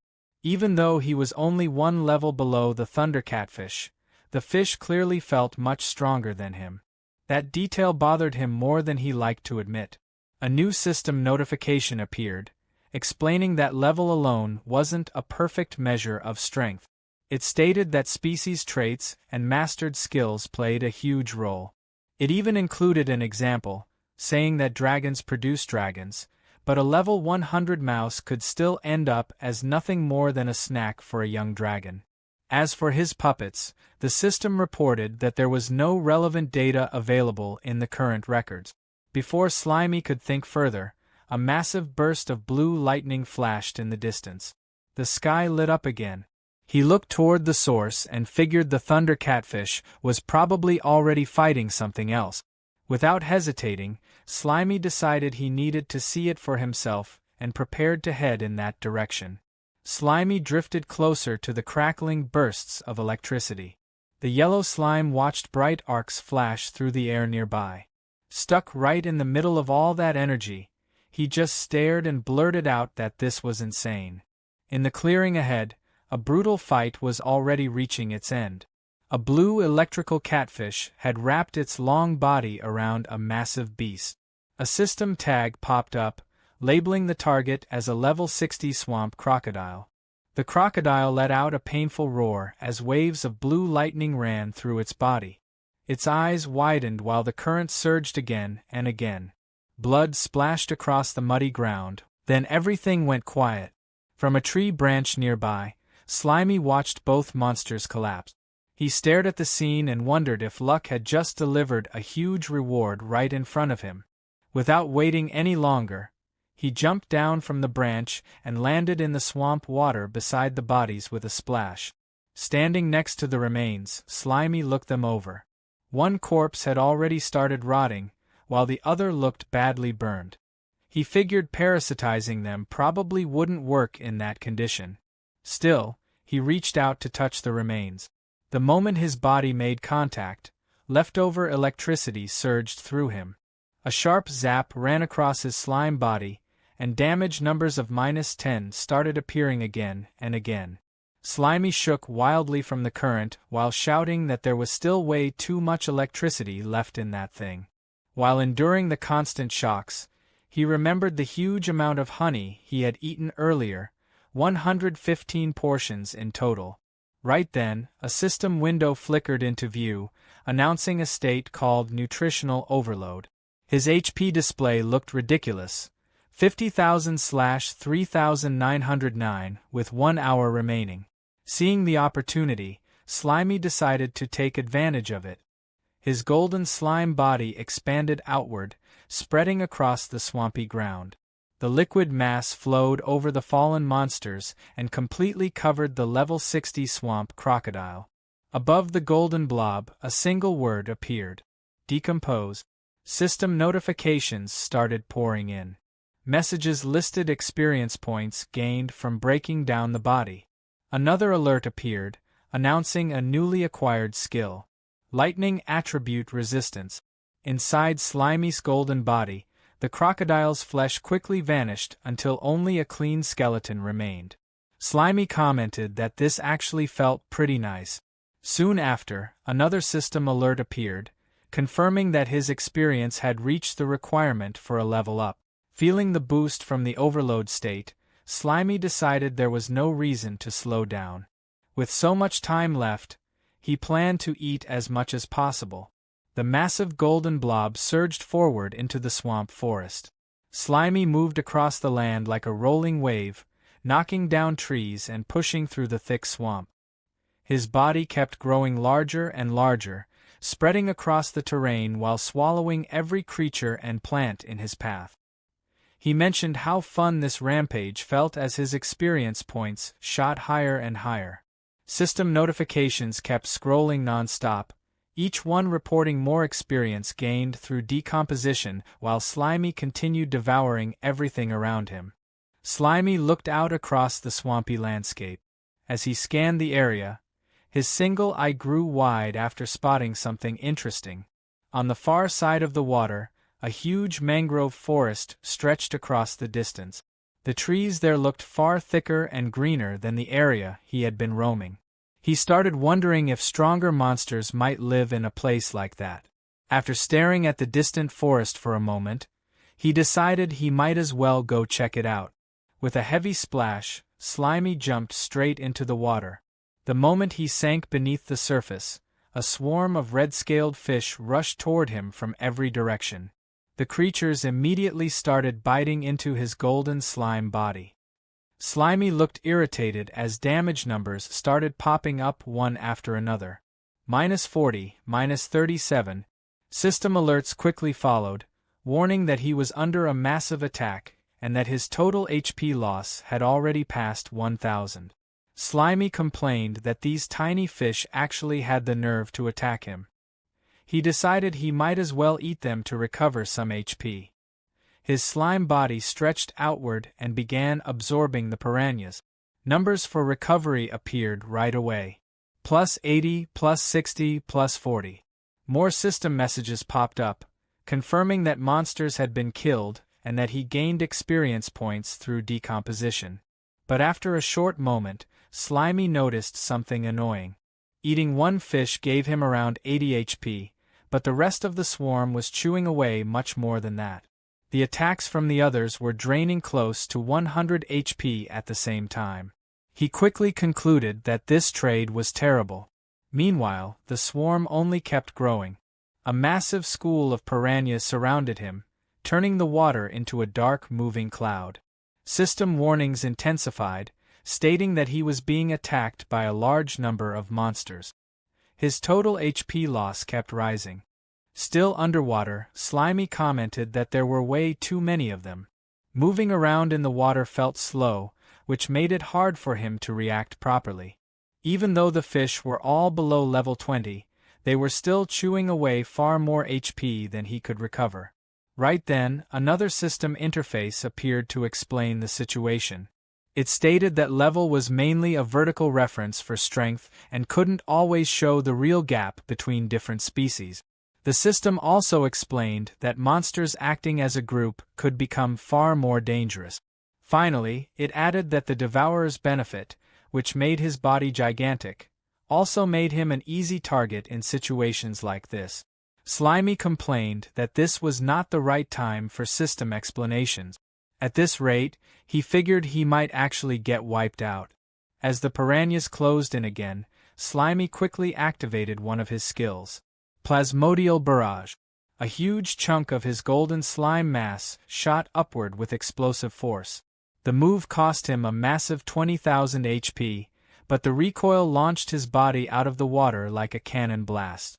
Moments later, Slimy crashed onto the grassy shore of the mangrove forest.